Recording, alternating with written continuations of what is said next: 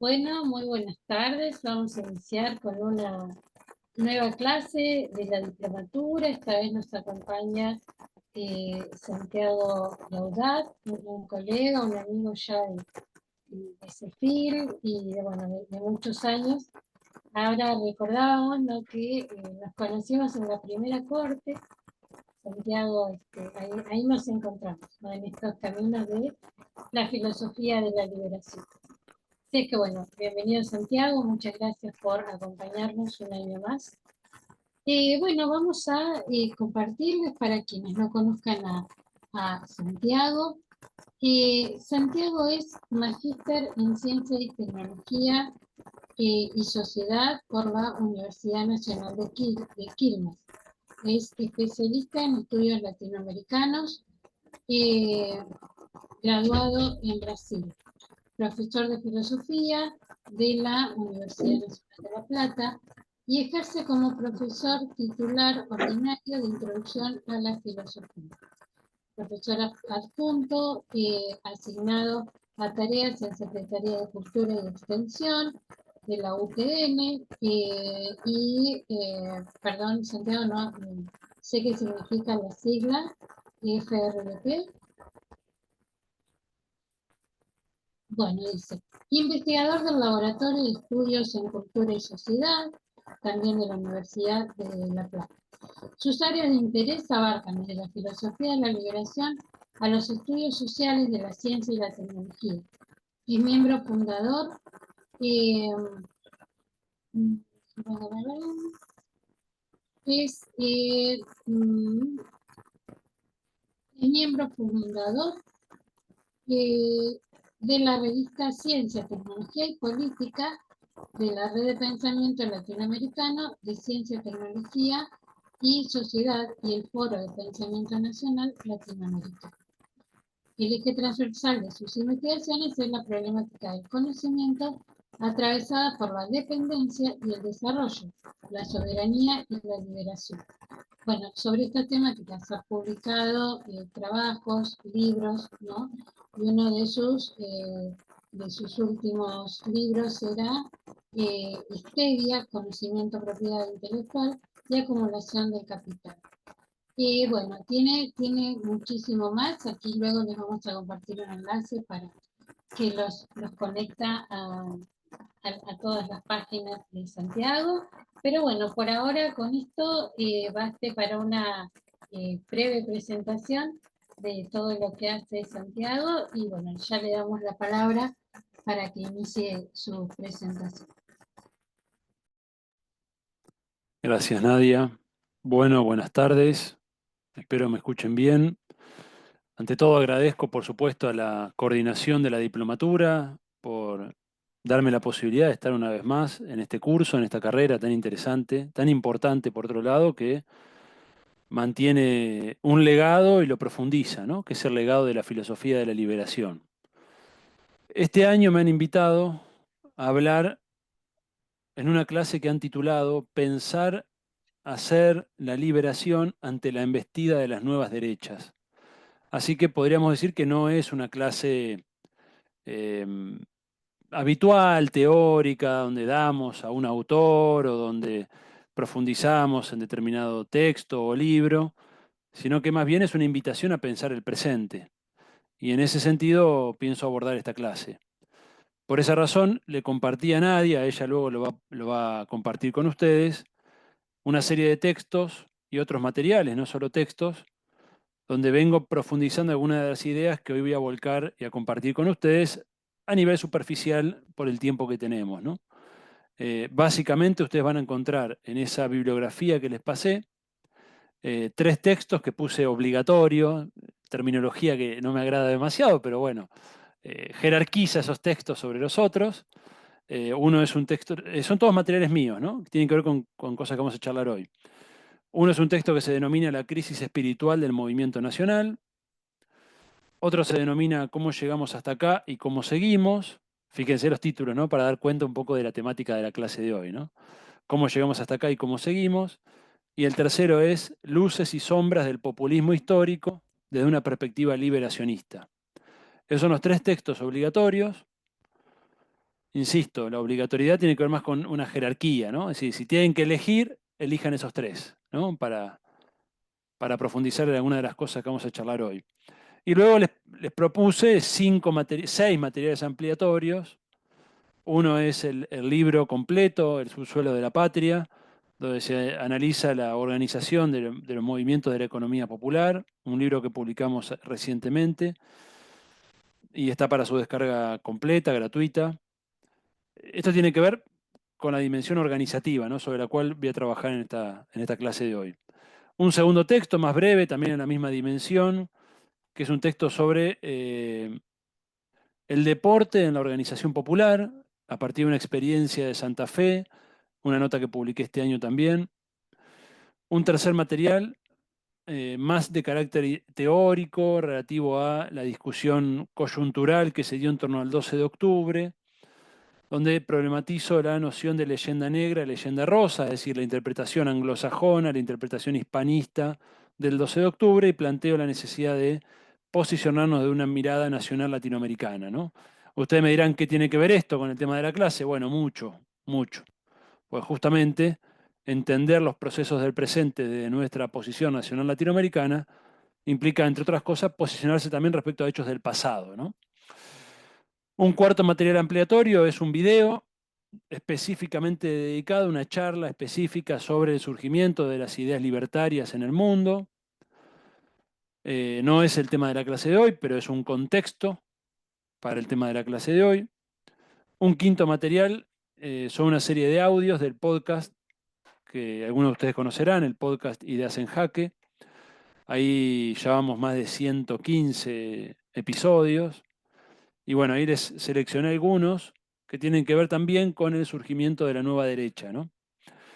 Y finalmente un video también. Con esto cerramos los materiales ampliatorios, los materiales que les brindé para esta clase de hoy. Un último material que se titula, es un video que se titula La reconstrucción del movimiento nacional. Bien, que fue una charla específicamente sobre ese tema. Bueno, verán ya por los títulos que estamos partiendo de distintas aproximaciones al mismo problema, ¿no? Que es el problema que nos plantea la clase de hoy. Pensar hacer la liberación hoy, ¿no? ¿Qué significa? Y no a nivel teórico, no a nivel de la discusión abstracta, sino, al menos yo lo pienso abordar desde la cuestión práctica, ¿no? Porque en definitiva la filosofía de la liberación es una teoría que alimenta una práctica, es decir, constituye o busca constituirse como una praxis. Si no, estaríamos reproduciendo una lógica canónica, académica, ¿no? De una filosofía alejada de los problemas del mundo, ¿no? Todo lo contrario, como saben, la filosofía de la liberación surge desde el barro de la historia de América Latina, de su conflictividad intrínseca, y hoy se presenta como un horizonte a nivel mundial, ¿no? La filosofía de la liberación se propone como un horizonte mundial de liberación, y por lo tanto tiene que ser capaz de enganchar, de sintonizar con los conflictos del presente y darles una orientación práctica, ¿no? Bueno, eso como pequeña introducción en relación con los materiales de la clase. Pensando el título de esta clase veía que tenía como dos partes, ¿no? Pensar hacer la liberación sería una parte, que yo le voy a abordar en el segundo lugar, pero el título completo era Pensar hacer la liberación ante la embestida de las nuevas derechas. O sea que hay un segundo tema, ¿no? La embestida de las nuevas derechas. Entonces, ahí tenemos dos temas distintos que hay que abordar por separado. Bien, el interés mío está en focalizarme sobre todo en el primero, pensar hacer la liberación, pero no puedo dejar de decir algo respecto al segundo, sobre el cual les ofrezco algunos materiales específicos que les invito a que consulten, acerca de cómo caracterizar a esta nueva derecha, qué elementos históricos perviven, dónde hay elementos de continuidad, cómo comulga con determinadas formas de subjetividad de esta etapa del capitalismo, etcétera, que son temas que hoy no voy a profundizar, precisamente porque quiero centrarme en lo segundo. Sin embargo, sí quiero dejar planteado uno o dos elementos respecto a esta embestida de la nueva derecha, ¿no? Y esos elementos son los siguientes. El primer elemento que creo que tenemos que incorporar en la reflexión es entender que desde un punto de vista dialéctico, cuando uno comprende la dialéctica de la historia, cuando aparece un emergente de estas características, que es un emergente más o menos transversal a todas las sociedades occidentales, ¿no? Si estamos viendo este fenómeno con rasgos semejantes en gran parte de los países de Occidente, ¿no? De Europa, Estados Unidos, bueno, Norteamérica y América Latina, ¿no? Básicamente. Entonces, cuando tenemos un fenómeno de estas características tan transversal a un conjunto de sociedades que son tan disímiles en otros sentidos, tenemos que indagar acerca de los fundamentos en el presente sobre el cual cabalgan estas tendencias. ¿Qué quiere decir esto desde un punto de vista dialéctico? Tratar de encontrar la verdad que tienen esos enfoques. Es decir, qué elementos están tocando, qué elementos están entendiendo, sobre qué factores trabajan, interpelan, a qué crisis responden para tener una expansión tan clara, tan evidente y tan común a un conjunto de países, ¿no? Entonces yo creo que esto es un primer elemento que yo les ofrezco para el análisis, ¿no? Es decir, no tomar a este fenómeno de la nueva derecha con mayúsculas, ¿no? Como un fenómeno monolítico, cerrado, donde sencillamente nos paramos desde afuera y lo acusamos con el dedo, ¿no? Señalador, y que es todo lo malo y es todo lo perverso y es todo lo horrible que se nos puede ocurrir. Bueno, esa aproximación desde mi punto de vista no sirve. No sirve. Bien, obtura, debilita nuestra capacidad de análisis y sobre todo debilita nuestra capacidad de acción frente, insisto, a un emergente que está siendo un emergente muy potente. Y es muy probable que en los próximos años esa potencia se despliegue todavía más. Es decir, es probable que estemos viendo el inicio de esto. Bien, entonces, si esta es la realidad, tratemos de entender sobre qué factores están creciendo. Algo de esto yo lo he analizado en otros lugares, pero básicamente ver qué elementos lograron ellos interpelar a nivel de valores que pueden ser reivindicados por un proyecto de liberación. Este creo que es el punto central, ¿no? En términos de un Gramsci diríamos, eh, ¿qué núcleos de buen sentido hay en ese sentido común de derecha?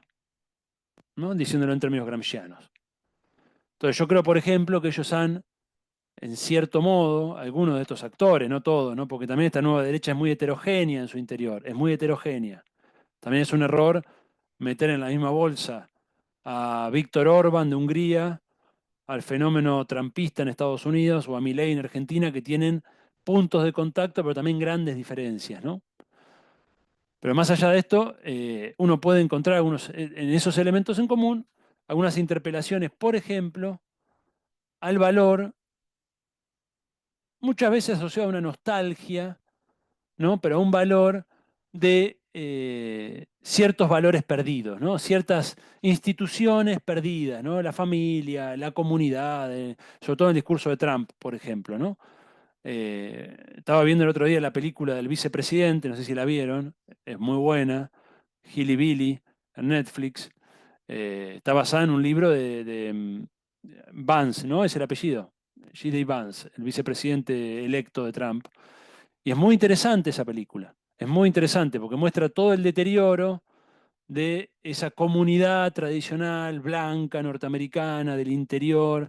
Y es un libro autobiográfico, ¿no? Sobre el cual se basa esta película. Y es muy interesante porque muestra el deterioro de la sociedad norteamericana, producto del neoliberalismo, pero diría del capitalismo en su conjunto, de nuestra mirada, ¿no?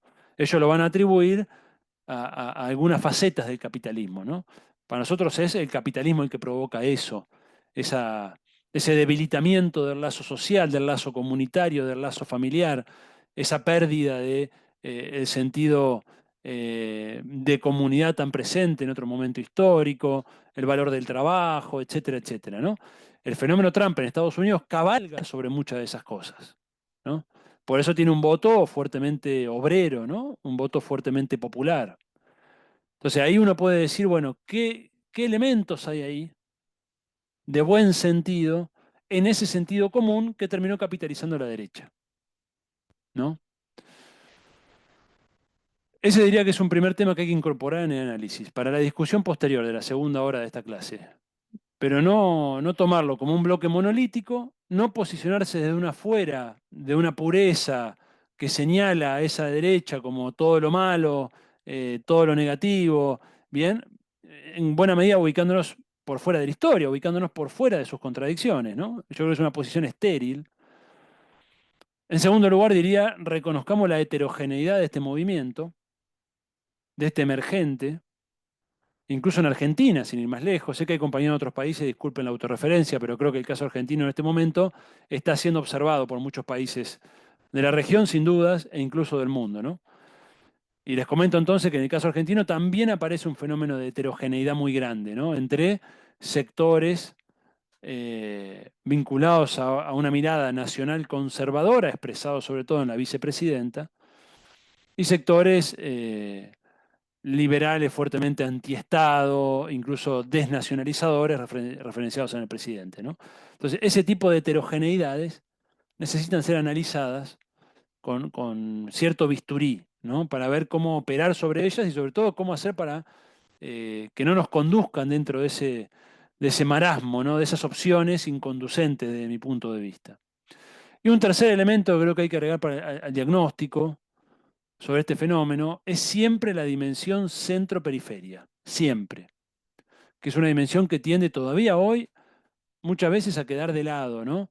Se tiende a querer asemejar el fenómeno porque se encuentran en eventos internacionales, Milei con Vox en España o con Trump en Estados Unidos. Entonces, todo parece que fuera lo mismo y sin embargo, la mirada centro-periferia nos enseña que determinadas políticas que en el centro pueden ser políticas progresivas, en la periferia pueden ser políticas regresivas, ¿no? Creo que este elemento es muy importante. Ahí uno puede entender, por ejemplo, cómo el nacionalismo de un Trump puede enganchar con una política totalmente desnacionalizadora como la de Milei. Uno dice, ¿cómo puede ser esto? ¿Cómo puede ser si uno son políticas diametralmente distintas, ¿no? Trump apoya la industria norteamericana, el proteccionismo, el nacionalismo, y Milei destruye la industria nacional, es antinacional, o sea, es un nacionalista pero norteamericano, ¿no? Pero bueno, claro, ahí uno entiende que el nacionalismo norteamericano se ve beneficiado de una política desnacionalizadora de la periferia, sobre todo de la periferia latinoamericana, porque la geopolítica de Trump tiende a focalizarse sobre todo en América Latina, ¿no? Como espacio de reaseguro de los Estados Unidos en la geopolítica mundial, ¿no? En este momento, donde todas las demás zonas están puestas en jaque, la política de Trump se va a dirigir sobre todo hacia América Latina. Entonces, esquemas de libre comercio, de apertura, de destrucción del Estado en la periferia, son complementarios con esquemas de fortalecimiento del Estado, proteccionismo, nacionalismo en el centro del mundo. Bien, entonces hay que entender estas dimensiones de centro-periferia, ¿no? Dicho esto, no me quería centrar en el diagnóstico, simplemente eran 3 pinceladas para la discusión acerca de esta segunda parte del título, la embestida de las nuevas derechas. Pero vamos ahora a centrarnos en lo primero, que es lo que más me interesa, que tiene que ver con esto de pensar, hacer la liberación. Bueno, acá anoté una serie de elementos para compartir con ustedes, varios de esos están desarrollados en textos específicos que les pasé. Acá vamos a hacer un pantallazo, ¿no? Acerca bueno, ¿qué es esto, ¿no? ¿Cómo afrontamos esta tarea eterna, ¿no?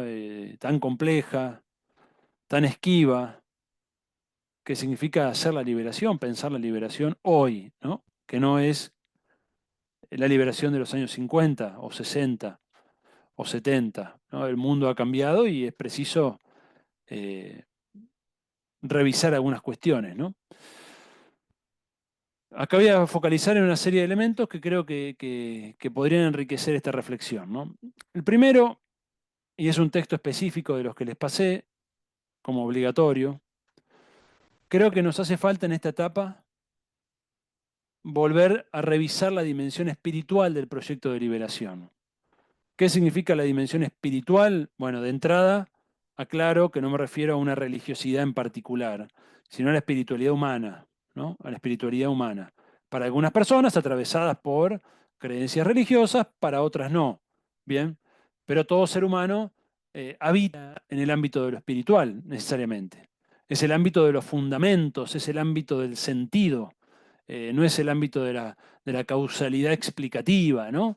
Eso es lo que Dussel nos enseña muy bien cuando distingue, por ejemplo, eh, la racionalidad del mito y la racionalidad del logos, ¿no? Es decir, el logos tiene que ver con lo explicativo, con lo analítico, con una potencia de ese ámbito específica y que ha dado sobre todo, ha generado sobre todo la tradición científico-tecnológica de la racionalidad instrumental, si ustedes quieren, y una racionalidad del mito, que es simbólica, que es la que ancla en Ricoeur y en otros autores, que tiene que ver más bien con las búsquedas de sentido, donde, bueno, ahí hay lugar para la ambigüedad, hay lugar para el símbolo, hay lugar para lo absoluto, entendido como aquello donde uno encuentra lugares donde pararse, ¿no?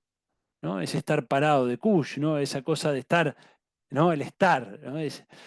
Y esa dimensión espiritual creo yo que las izquierdas del mundo, los movimientos liberacionistas del mundo, post caída de los comunismos reales, de la Unión Soviética, tendió a ser, en cierto modo, abandonada, ¿no? En cierto modo, abandonada.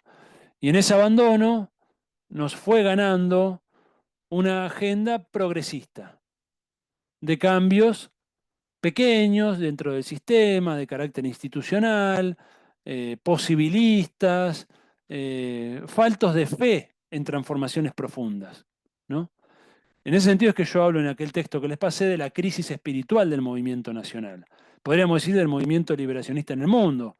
En buena medida nos quedamos sin esa utopía que alimenta una fe y que alimenta en definitiva una autoestima para sostener los esfuerzos militantes, ¿no? Incluso los esfuerzos vitales.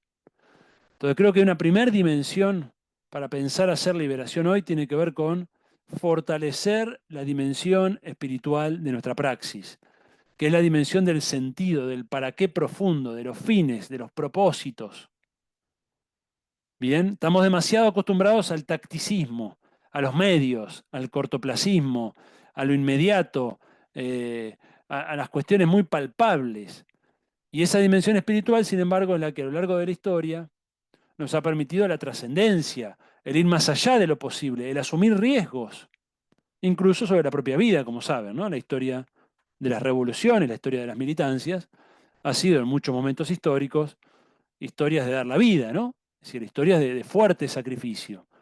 Es sacrificio cuando no está la fe en un proyecto superador, en una utopía, en esa espiritualidad que nos alimenta, esa trascendencia, ese sacrificio no aparece. No aparece. Y aparece una lógica, como les digo, muy encorsetada del cambio social. Y contra esa lógica encorsetada, de mucho bla, bla, bla, de mucho progresismo institucional, sin cambios reales, contra esa lógica es contra la que encontró fundamento esta nueva derecha para atacar, ¿no? Vieron que ellos atacan fuertemente, han construido un enemigo muy explícito en el progresismo y en todo lo que representa. Y la verdad que uno debería decir, y algo de razón tenés, algo de razón tenés, porque nos quedamos a mitad de camino, hace décadas que estamos a mitad de camino, cada vez más moderados, cada vez queriendo parecernos más a la derecha, porque sentimos que la sociedad se va derechizando y entonces nos vamos mimetizando con un discurso cada vez más flojito, cada vez más tibio, cada vez más cagón, disculpen la palabra, ¿no? Pero es así, ¿no? Entonces yo, si queremos hablar de liberación, si no hablemos de gestión, si no hagamos, en vez de filosofía de la liberación, filosofía de la gestión, y le cambiamos el nombre, Nadia. Diplomatura en filosofía de la gestión. Y no aborrezco la gestión, ¿eh? Ojo, he escrito un libro sobre el tema, sé que voy a hablar más adelante. Es importantísimo, en los términos en que Dussel lo presenta, como el momento de la mediación entre la utopía y lo real. Aparecen todos los problemas de la gestión que son apasionantes y muy necesarios. Pero si yo no tengo utopía, si yo no tengo horizonte, ¿hacia dónde camino? ¿Hacia dónde voy? Entonces tenemos una crisis de sentido. Y esa crisis de sentido hace que se reproduzcan hacia el seno de los movimientos populares expresiones de neoliberalismo, de individualismo, de fragmentación, de personalismo, problemas que siempre estuvieron presentes, pero se acentúan, se acentúan. Bien, estos problemas son, atraviesan toda la historia humana, lógico. No digo que el personalismo surja en esta época, pero es indudable que sin esa fe, sin esa creencia, como dice Scalabrini Ortiz, acá lo tengo Scalabrini, estoy estudiando justo para unos materiales que estamos haciendo, ¿no? De Scalabrini Ortiz, sin esa fe que nos dice Scalabrini en Tierra sin nada, Tierra de Profetas y en tantos otros libros de él, incluso en El hombre que está solo y espera, sin esa creencia en una causa superior, ¿no? El hombre no vale nada, dice Scalabrini, ¿no? Entonces creo que algo de eso es una dimensión que tenemos que trabajar. E incluso, y acá creo que esta es la dimensión más importante o quizás donde más tiene para aportar la filosofía, ¿eh? Y la filosofía de la liberación en particular, porque es la dimensión de los fundamentos. Creo que tenemos que dar la discusión también a nivel de la filosofía y a nivel de la antropología filosófica. ¿Qué es la antropología filosófica? Es la concepción del ser humano que guía a una política.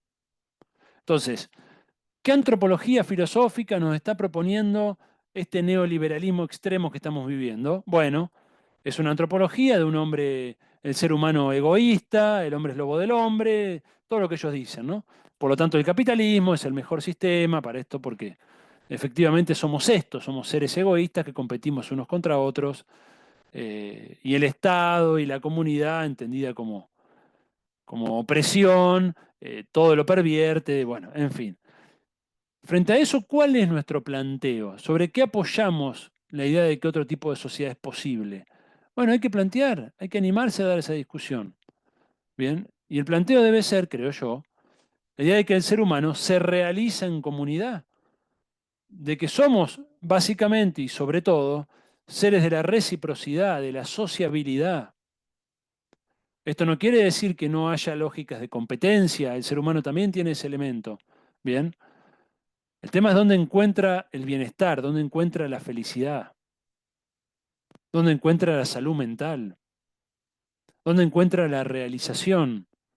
Y en este aspecto es muy interesante, por ejemplo, dialogar con la ciencia contemporánea y cómo la ciencia contemporánea desde diferentes lugares está llegando a la misma conclusión, de que el ser humano encuentra su realización, su felicidad, en comunidad, en la construcción de vínculos sólidos. Les voy a decir dos ejemplos de estudios de investigaciones científicas que están abordando, están llegando a las mismas conclusiones. Uno es el estudio de la felicidad que hace la Universidad de Harvard hace 80 años, es el estudio más largo sostenido en el tiempo, lo cual permite una comparación sobre una misma población. Bien, este estudio de la felicidad, que lo pueden buscar en Internet, arroja estos resultados, trabajando sobre distintas clases sociales, sobre la sociedad de Boston en Estados Unidos, un país ultraliberal, como saben. Sin embargo, haya, luego de 80 años, que lo que permite a las personas lograr la felicidad en esta vida son los vínculos sólidos, son los vínculos comunitarios, es hacer algo por otros. Bien, esto lo dice Harvard, no lo dice la Universidad de La Habana en Cuba, que no tendría nada de malo si lo dijera, por supuesto. Pero está diciendo Harvard estudiando sobre la población de Boston, Massachusetts, Estados Unidos. Bien, una de las cunas del liberalismo. Y otra corriente científica, que está otra línea de investigación que está llegando a lo mismo, es el ámbito de las neurociencias. Bien, donde se empieza a demostrar, por ejemplo, a nivel de la química cerebral, ¿no? Lo que pasa con la dopamina, lo que pasa con la serotonina, lo que provoca el placer inmediato del consumismo, cómo eso dificulta a nivel de la química cerebral, fíjense lo que estamos hablando, ¿eh? Fíjense lo que estamos hablando, pero cómo eso dificulta la serotonina, que es aquello que está asociado al bienestar, a la paz, a la felicidad, que no tiene que ver con el placer inmediato que nos propone el consumo y que sin embargo es lo que alienta este sistema social. Podría mencionarles otra tercera línea de investigación, la epidemiología crítica. ¿no? Wilkinson y Pickett, por ejemplo, que muestran cómo la desigualdad de ingresos en el mundo se asocia a peores indicadores sociales y sanitarios en cantidad de variables que van desde la inseguridad hasta la obesidad, hasta el estrés, es decir, desigualdad de ingresos, que es lo que está generando este sistema económico y social en que vivimos. Entonces, hay que dar esta discusión de fundamentos que tiene que ver con esta dimensión espiritual. Ellos nos proponen la guerra de todos contra todos, el hombre egoísta, la asociación entre felicidad y dinero, ¿no? Esto es explícito, hay hay loas a esto, ¿no? El dinero es sinónimo de felicidad. Nosotros tenemos que ser capaces de decir, no, la felicidad es otra cosa.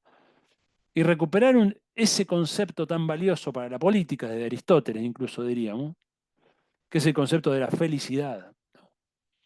Lamentablemente la deriva progresista de muchas de nuestras políticas tendieron a identificar, no sé qué, bienestar con consumo, o bienestar con, no sé, con libertades individuales, no sé con qué. Bueno, recuperemos un lenguaje de la felicidad, recuperemos un lenguaje de la moral, de la ética, de los principios, y todo esto se asocia entonces a esta primera dimensión que les ofrezco como dimensión de reflexión en relación a qué es hacer la liberación hoy, ¿no? La dimensión espiritual. Segundo elemento, creo que tenemos que recuperar la vieja distinción milenaria, está en Sun Tzu, en el arte de la guerra, desde la filosofía china nos trae una enseñanza básica para la política, que es la distinción entre táctica y estrategia, ¿no? Y que tiene que ver con el punto anterior. Al perderse esta distinción básica entre táctica y estrategia, y al no tener la dimensión estratégica clara, que es la dimensión de los fines, naufragamos en el mundo de la táctica, de los medios. Y ya en un momento no sabemos medios para qué, medios hacia dónde. Bueno, recuperar la dimensión espiritual, que es la dimensión de los fines, nos va a permitir volver a instaurar la distinción entre táctica y estrategia. Con estrategia clara, puedo tener flexibilidad táctica. Eso no es un problema. Yo no creo en la ortodoxia política de no me junto con nadie, no, no. Pero tengo que saber para qué. Sin el para qué, juntarte con cualquiera te puede llevar a cualquier lado. ¿Se entiende esto? Entonces recuperemos una distinción milenaria del arte de la guerra entre táctica y estrategia, dimensión que se enseñaba en las organizaciones políticas hace 50 años y que hoy no se enseña más. Y también nosotros desde la filosofía tenemos que colaborar en profundizar, en mejorar esa calidad de reflexión política en las organizaciones. Entonces no confundamos táctica con estrategia. Por ejemplo, las elecciones, ¿son táctica o estrategia? Y son táctica. Es un medio. Es un medio. Es un medio para lograr los fines, que son otros. ¿Cuáles son los fines? Bueno, alcanzar la felicidad, la grandeza del pueblo, ¿no? De la patria y la felicidad del pueblo, llámenle como quieran, ¿no? Pero son otros los fines. Cuando perdemos esa dimensión, aparece lo que ya Dussel menciona como la fetichización de la política, ¿no? Que es un gran problema, que va asociado a la corrupción del poder y que tanto ha pesado en nuestro campo. Bien. Entonces, segundo elemento que les ofrezco para la reflexión política, para convidar desde la filosofía hacia las organizaciones, sobre todo, es la distinción entre táctica y estrategia. Hay muchos materiales sobre los cuales se puede trabajar esa distinción, pero es una distinción básica que yo encuentro en las organizaciones que no está presente, que no está claro de qué se trata esa distinción. Bien. Tercer elemento que les propongo para la reflexión. El concepto de batalla comunicacional, pero tal como lo trabaja Pedro Santander Molina, autor chileno, joven, contemporáneo. El libro se llama así, La batalla comunicacional. Lo pueden descargar de internet, lo editó El Perro y la Rana de Venezuela. Este autor chileno, desde mi punto de vista, ha producido lo más interesante en este campo de lo que yo conozco de la teorización latinoamericana sobre la cuestión de los medios, que efectivamente es una dimensión crucial en este momento histórico. Es decir, hoy subestimar la dimensión comunicacional de cualquier plano, no diría solo de la política, ¿no? En cualquier plano, de la CEFIL, de la diplomatura, de todo lo que uno hace, descuidar la dimensión comunicacional es directamente suicidarse o condenarse al ostracismo, ¿no? Es decir, hoy la comunicación, la dimensión comunicacional es una parte crucial de cualquier iniciativa que hagamos, ¿no? Imagínense la iniciativa más grande de todas, que es la liberación humana y social. Entonces, si queremos hablar de liberación en serio y no solamente bla, bla, bla, bueno, tomémonos en serio el problema comunicacional que atraviesa la sociedad en su conjunto. Bien. Y este autor, yo lo recomiendo para la lectura, incluso Nadia les puedo proporcionar el contacto y yo creo que Pedro no tendría ningún problema en dar una clase en la diplomatura el año que viene. Él es asesor de varios procesos políticos en América Latina. Bueno. Y en este texto, que yo les recomiendo que lean, él utiliza el lenguaje de la guerra, de la teoría de la guerra, Sun Tzu, Clausewitz, los clásicos, para indicar que literalmente existe una batalla comunicacional, que nuestro campo muchas veces no toma del todo conciencia de esto. Es decir, lo que él observa como déficits, realmente el libro es impecable. Fragmentación de pequeñas iniciativas, carencia de un Estado mayor, de nuestro propio campo, ¿no? Entonces, lo que tenemos es enfrente al Pentágono comunicacional, llamémoslo así, a la OTAN comunicacional, que son los grandes medios asociados a grupos de trolls, ¿no? Que manejan redes, algoritmos elaborados de tal manera que favorezcan determinados discursos. La batalla comunicacional se llama, Vero. Sí, tenemos a la OTAN comunicacional y de este lado no tenemos ni siquiera una guerrilla incipiente. Ni siquiera somos capaces de hacer una guerra de guerrillas porque eso ya es una elaboración bastante alta del tema. Lo que tenemos es una especie de resistencia peronista año 56, poniendo caños. Caños son bombas para los compañeros de otros países. La resistencia peronista, los obreros, años 56, sobre todo 57, ponían bombas pequeñas, de pequeño volumen, que destrozaban localmente infraestructura que podía afectar al golpe de Estado, ¿no? Vías ferroviarias, centrales de luz, etcétera.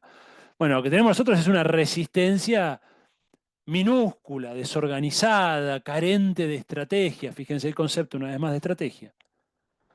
Entonces, lo que va a plantear con mucha claridad Pedro es, primero que, dada la asimetría de fuerzas en la que estamos, porque no hay asimetría posible en este plano con el enemigo, no la hay, no la hay. Ellos manejan las plataformas, ellos diseñan los algoritmos, ellos manejan la infraestructura comunicacional, manejan todo. Entonces, partamos, dice Pedro, de ese diagnóstico correcto, que hay una asimetría de fuerzas. Por lo tanto, dice, nosotros tenemos que organizarnos de un modo defensivo, defensivo, y prepararnos para la contraofensiva, ¿no? Que son conceptos todos de la teoría militar, que es distinto a prepararte para una ofensiva, ¿no? Son movimientos distintos dentro de la teoría militar. Entonces, momento defensivo, va a acuñar un concepto que me parece muy interesante, que es el de comunidades interpretativas, cómo yo resguardo mis bases sociales de la penetración ideológica que permanentemente están queriendo hacer, socavando las bases sociales populares, provocando realmente cambios culturales de valores en una sociedad. Bueno, ¿cómo fortalezco yo comunidades interpretativas, dice Pedro, que son aquellas que permiten, en cierto modo, obstaculizar ese proceso, ¿no? Frenarlo, incluso revertirlo? Y pone algunos ejemplos históricos muy interesantes en los cuales algunas sociedades, a partir del trabajo de algunos medios de comunicación, de algunos liderazgos políticos, lograron construirse en comunidades interpretativas. Fíjense qué lindo el concepto, ¿no? Comunidades interpretativas. ¿No? Es decir, comunidades que son capaces de mediatizar ese discurso que los bombardea permanentemente y neutralizarlo. Y decir, no, esto a mí no me entra, ¿no? Esto a mí no me llega, esto a mí no me toca. Entonces les recomiendo ese tema porque ese autor porque realmente es un aporte muy importante para pensar la liberación. Cuarto elemento, organización. ¿Qué hora es? Ah, Organización. Antonia, ahí está. dimensión también que, creo yo, tendió a minusvalorarse en las últimas décadas, asociado a todo lo que venimos diciendo anteriormente, que tiene que ver con, por supuesto, esta crisis de las izquierdas en el mundo, este triunfo del neoliberalismo, del individualismo secular, que también lógicamente penetró en las organizaciones y en los movimientos populares. Entonces uno puede observar claramente una pérdida de capacidades organizativas, ¿no? ¿A qué me refiero con esto? En otro momento histórico vos tenías capacidades, aprendizajes en el seno del pueblo, ¿no? Que se podían activar ante determinadas coyunturas. Bien, coyunturas que implicaban el ataque sobre ese pueblo, supongamos, ajustes, recortes, represiones, pero esas capacidades estaban latentes. ¿Por qué? Porque había comunidad funcionando, sea a través de clubes barriales, de capillas, de escuelas, de los lazos comunitarios, de los gremios, de los sindicatos, de la vida barrial. Si todo eso generaba capacidades organizativas, ¿no? Culturas políticas. Hoy uno ve un deterioro de esas capacidades organizativas. Uno ve que, y me pasa frecuentemente, yo hago bastante formación política, este año estuve haciendo bastante formación para el espacio de Argentina Humana, que impulsa Juan Grabois, y en las charlas de formación que se anotaban 500, 600 personas por corte, hicimos 4 cortes, 3 cortes, 4, no me acuerdo. En todos lados aparecía lo mismo, ¿no? Compañeros de todo el país que decían, pero no sé qué hacer, ¿cómo hago? ¿Cómo empiezo? Así, pérdida de capacidades organizativas. No saben organizarse. Y por supuesto se imaginarán, no lo digo con un dedo acusador, sino como preocupación. Tenemos que pensar cómo retransmitir capacidades organizativas, ¿no? Cómo enseñar organización. ¿Bien? Y lógicamente, vamos a enseñar organización siempre y cuando entendamos, y creo que esto también estuvo subestimado, siempre y cuando entendamos el papel de la organización popular como el principal factor de poder de un proyecto de liberación. Esto no estuvo claro, no estuvo claro. Salvo en casos muy puntuales como la figura de Chávez, ¿no? Que lo tenía muy claro esto. Es decir, la idea de que había que organizar a un pueblo, que no hay proyecto popular, proyecto de liberación sin organización popular que le dé sustentabilidad en el tiempo. Este elemento central de la organización no estuvo en claro. Yo creo que no estuvo claro en gran parte de los procesos. Algunos no los conozco en detalle. Por ejemplo, México no tengo fino qué está pasando ahí, pero sí puedo hablar del caso argentino, puedo hablar de otros casos de la región, donde creo que no estuvo en claro esta dimensión central del factor organizativo. Porque si vos lo tenés claro, por ejemplo, toda política pública en un proyecto popular tiene que ir de la mano con cómo esa política va a fortalecer procesos de organización popular. Es decir, una política no puede ser pensada en un proyecto de liberación de un modo tecnocrático, de arriba abajo. Porque ya hemos visto que esas políticas viene otro gobierno y las cambia como nada. ¿No? Entonces, ¿cómo logramos nosotros que las políticas empiecen a ser pensadas también como excusas, como medios, como formas de organización, generar organización en todos lados, todo el tiempo, ¿no? Algo de eso quiso hacer en su momento, por ejemplo, Florial Ferrara, ¿no? Algunos se acordarán, en los años 80. Pero pensar, él lo pensaba desde la salud, pero en todos los ámbitos puede ser así. Educación, salud, ciencia y tecnología. Miren, yo les puedo decir, y acá hay compañeros que comparten conmigo militancia en ciencia y tecnología. En el gobierno anterior en Argentina, nosotros, siendo militantes, organizaciones de la ciencia y la tecnología, golpeamos la puerta frecuentemente en el ministerio para que nos den un lugar para participar de la elaboración de política, para hacer correa de transmisión entre el ministerio y los territorios. Sinceramente, nunca nos dieron bolilla. Nunca se entendió la dimensión de la organización siendo Estado, ¿no? Y yo creo que esa incomprensión del papel de la organización siendo Estado se reproduce antes de ser Estado. Cuando sos oposición, tampoco se termina de comprender cuál es el papel de la organización. Aparece una mirada muchas veces instrumental, ¿no? Uso a las organizaciones para ganar elecciones, sobre todo, ¿no? Máquinas electorales, sobre todo. O para llenar un acto político. Sobre todo la mediatización de los pobres, ¿no? Que es lo más triste y lo más habitual. Entonces ahí tenemos que, nosotros desde la filosofía de la liberación, hacer nuestro aporte en dejar en claro que de los factores de poder que constituyen una sociedad, el factor de poder primordial para un proyecto de liberación es el poder popular, es la organización popular. De todos los sectores, ¿eh? Todos los sectores. Los filósofos tienen que organizarse, la gente de salud, la gente de educación, los territorios, en el trabajo. Hay que estar organizado. Cuando alguien me pregunta o veo que está enojado con lo que sucede en Argentina, siempre le digo a mí, bueno, pero vos estás organizado. ¿Dónde estás haciendo algo?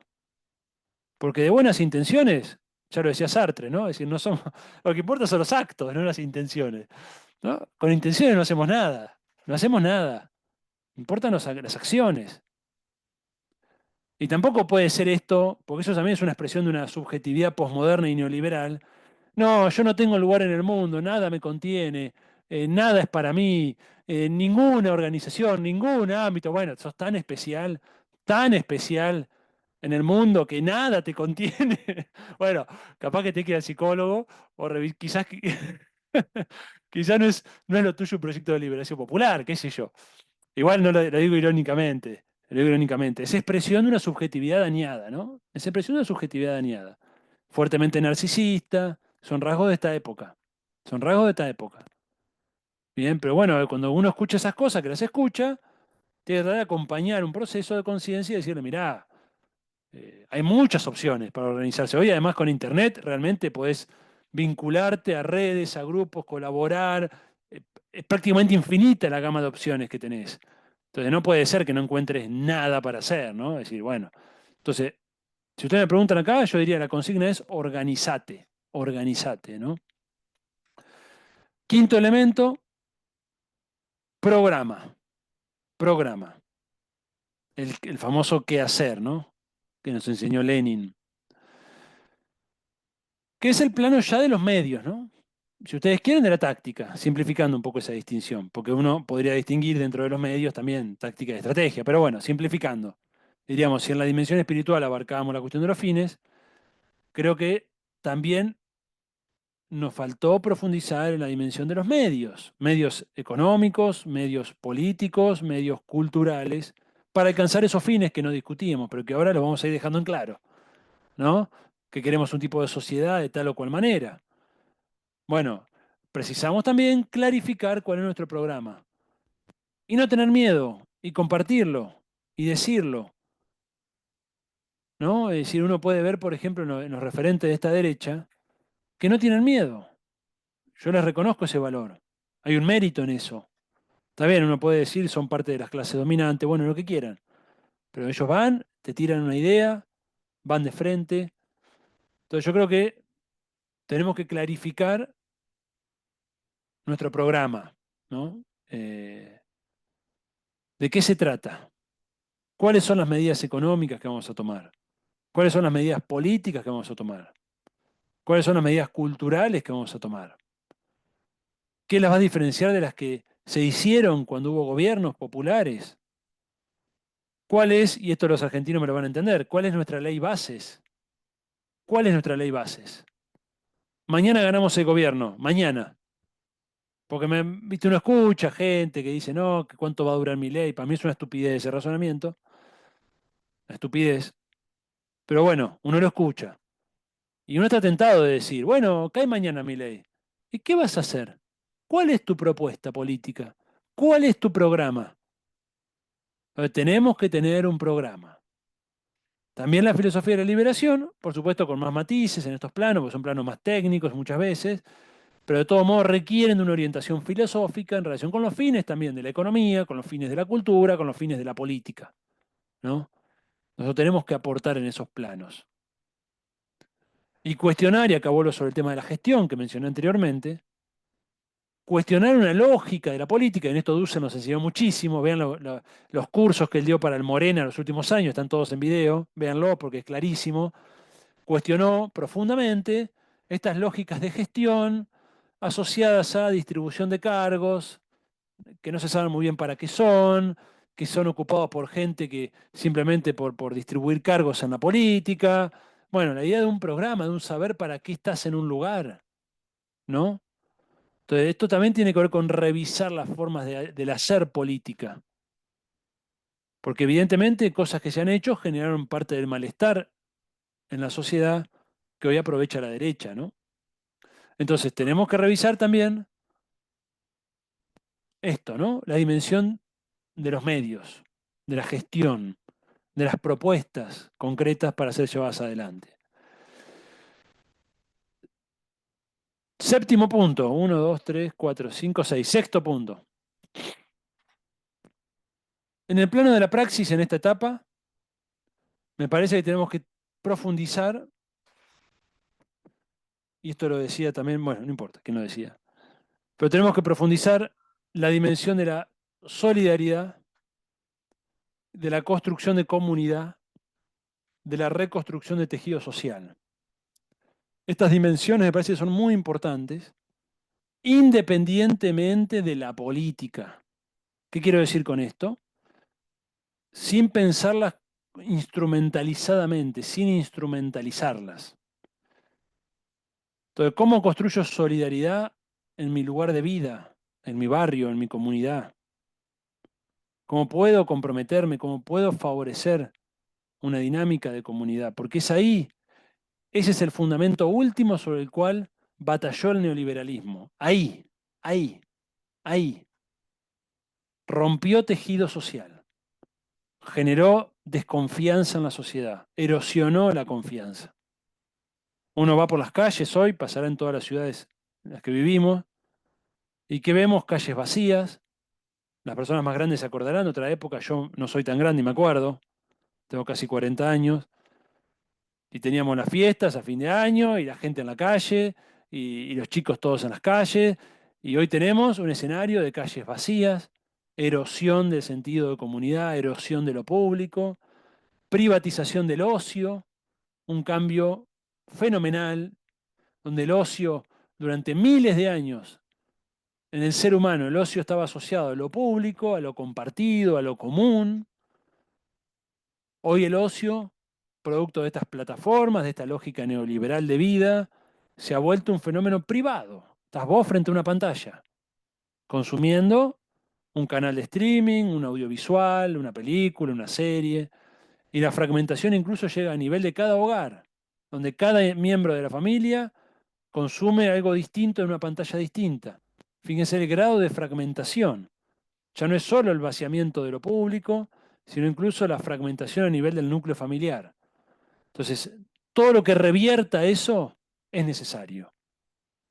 Buscar generar espacios de comunidad. Insisto, como fin en sí mismo, no como medio. Porque en ese fin en sí mismo también está la realización de una política de liberación, ¿no? Necesitamos más comunidad, necesitamos tejido social. Yo veo con mucha preocupación compañeros, compañeras, gente que comparte ideas, pero uno ve las prácticas y realmente ves prácticas de consumo, de egoísmo, de individualismo, la reproducción de un discurso neoliberal en relación con la educación, en relación con la familia, en relación con un montón de cosas. Entonces vos decís, bueno, acá hay un problema de disociación entre discurso y praxis,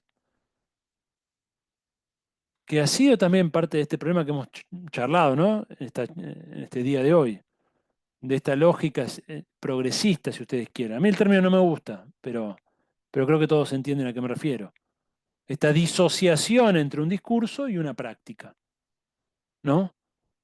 Entonces yo si sostengo un discurso de liberación y valores de liberación, tengo que tener un estilo de vida que implique construcción de comunidad en los ámbitos en los que me muevo.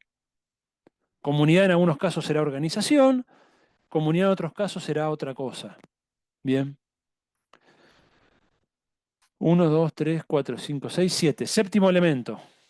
Ya termino, les prometo, ¿eh? Me quedan dos más. Chávez usaba la expresión revisión, rectificación y reimpulso. Las 3 R, ¿no? Las 3 R. Revisión, rectificación y reimpulso.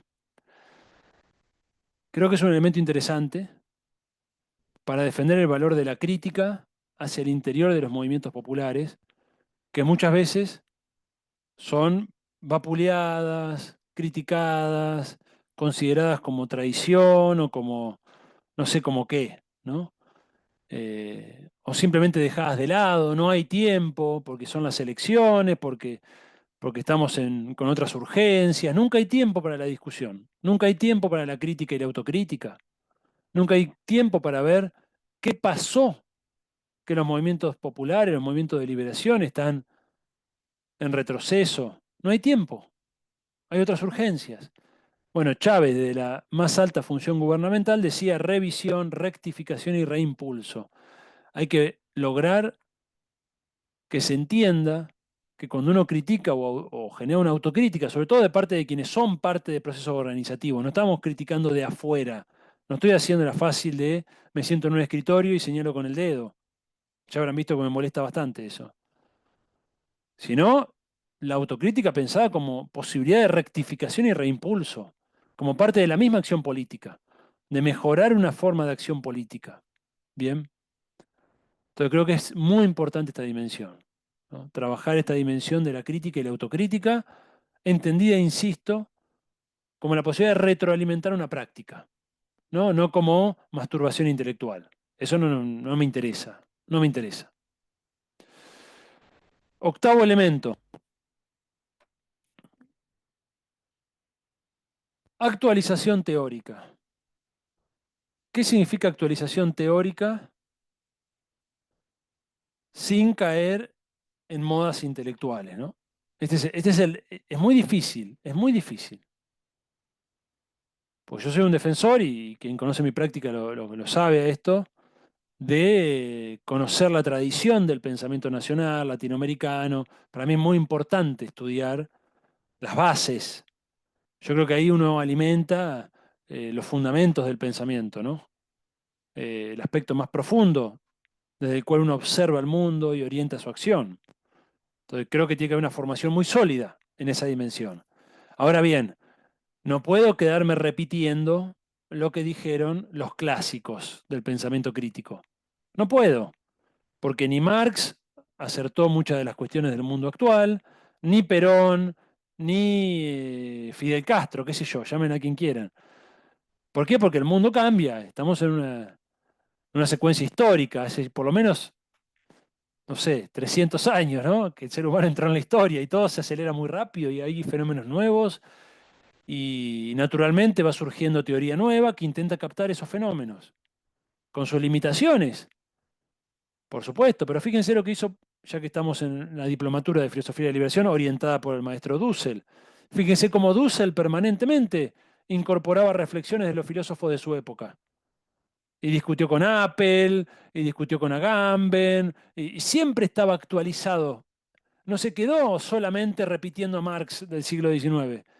Y tampoco se quedó solamente con Levinas y sus lecturas de los 70 de Levinas. No, fue actualizando y cuando hubo que discutir con quien fuera, y recuperaba elementos de Toni Negri y otros los cuestionaba, y recuperaba elementos de Holloway y otros los cuestionaba, y recuperaba elementos de la escuela de Frankfurt, de la tercera generación, y otros Es decir, era una persona que estaba atenta a los pensamientos, a las discusiones de su época. Bien. Nosotros, como filósofos de la liberación, no podemos tampoco quedarnos repitiendo a Dussel, ¿eh? Ojo, ojo que es un riesgo eso, ¿no? Es un riesgo, ser guardianes de la doctrina. Eso nunca termina bien. Hay que leer y releer a Dussel, sí, porque uno se alimenta de un modo de pensamiento, adquiere, bueno, en el caso de Dussel, una formación universal prácticamente, porque tocó todos los aspectos del pensamiento, ¿no? Pero más allá de eso, uno tiene que ir agregando su propia reflexión, dialogando con otras corrientes teóricas, contaminando a la filosofía de la liberación de diferentes autores, teorías, ideas, discusiones, todo eso enriquece un pensamiento. Fíjense lo que pasó, por ejemplo, con el marxismo cuando se cerró, ¿no? La ortodoxia, el estalinismo, el marxismo estaba muerto. Fue recién con la segunda posguerra cuando el marxismo se abrió y entró a discutir con el psicoanálisis, con el existencialismo, con la cuestión latinoamericana, y fue una época hermosa del marxismo, con aportes muy interesantes, con el cristianismo. Entonces, no nos pongamos en guardianes de una doctrina inmaculada, intocada, no. Dialoguemos con quienes están intentando entender lo que sucede en el mundo de hoy. Aunque uno no comparta el 100%, nunca vas a compartir el 100%. En buena hora que así sea, ¿no? Entonces, actualización teórica sin caer en modas intelectuales, sin caer sobre todo en una mirada posmoderna de rechazo a la tradición, de rechazo a la doctrina. Me refiero por doctrina a un cuerpo teórico, ¿no? A un cuerpo teórico. Entonces, no caer en eso, sino buscar esa síntesis entre una formación doctrinal, de tradición, de fuerte tradición, pero sin caer en ese conservadurismo de aferrarse a eso, sino abierto a la actualización teórica. Bien. Y esto tiene que ver mucho también con el desafío de esta clase, que era pensar la liberación. Porque si algo implica pensar la liberación, implica precisamente entender en qué mundo nos desenvolvemos. Ese mundo tan complejo que tiene dimensiones subjetivas, intersubjetivas, tecnológicas, económicas, culturales, políticas, ambientales. Bueno, todo eso hay que ir profundizándolo, enriqueciéndolo. Bien. Y el último elemento, y con esto cierro y pasamos al intercambio. Hace unos años publicamos un librito sobre la obra de Samir Amin, teórico egipcio, muy valioso, muy interesante. Yo diría que es casi un filósofo de la liberación, ¿no? Economista, uno de los puentes ahí entre la teoría de la dependencia y el enfoque del sistema mundo. También autor que trabajó la cuestión del eurocentrismo. En fin, Samir Amin para mí es otro de los colosos, ¿no?, del pensamiento del siglo XX. Y Samir Amin, en aquel libro que trabajamos, que lo debo tener por acá, está para descargar gratuito en internet.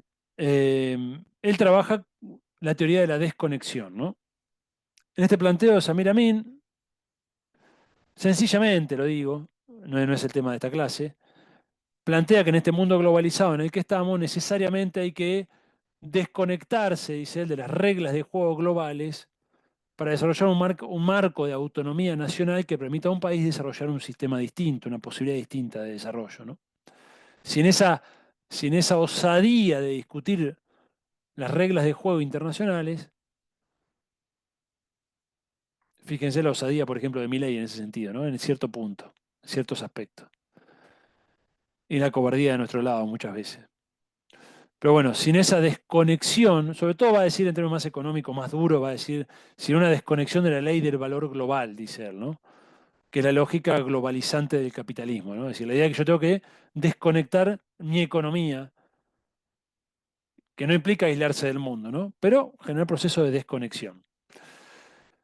Y yo pensaba, teniendo en cuenta la penetración que están teniendo las tecnologías digitales en la vida social y en la vida de cada uno de nosotros, y con preocupación lo digo, con extrema preocupación por lo que está pasando, sobre todo entre niños y jóvenes, en relación a la penetración de valores neoliberales en estos niños y jóvenes que son los adultos dentro de 10, 20 años. De hecho, si ustedes lo piensan, la generación que fervientemente votó a Milei es la primera generación de nativos digitales. Entonces, evidentemente tenemos un gran problema ahí en relación con la hiperconexión digital. Entonces, yo usando la metáfora de la teoría de la desconexión de Samir Amin, me parece que tenemos que empezar a explorar, y esto lo digo muy hipotéticamente, son cosas que estoy pensando en este momento.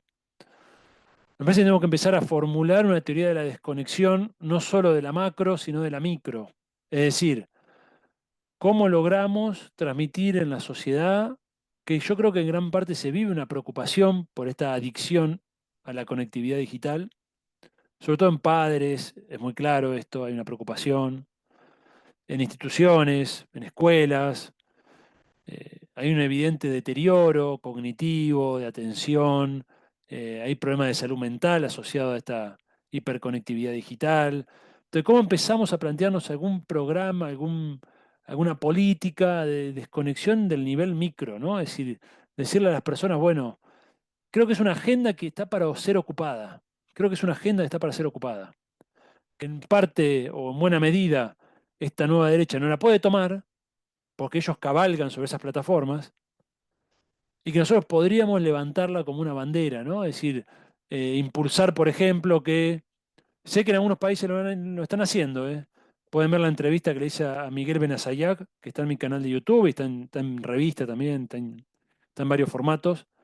Y Miguel cuenta ahí que varios países están haciendo políticas de desconexión para niños, sobre todo en ámbitos escolares, etcétera. Son pequeñas conquistas de espacios de vida que le ganamos al algoritmo. Hoy la lucha, lamentablemente, se ha puesto en ese nivel. Hoy la lucha es contra la colonización algorítmica de la vida. Entonces creo que hay que empezar a desarrollar alguna línea en ese sentido, ¿no? De orientar, porque es muy liberal creer que la persona puede con esto.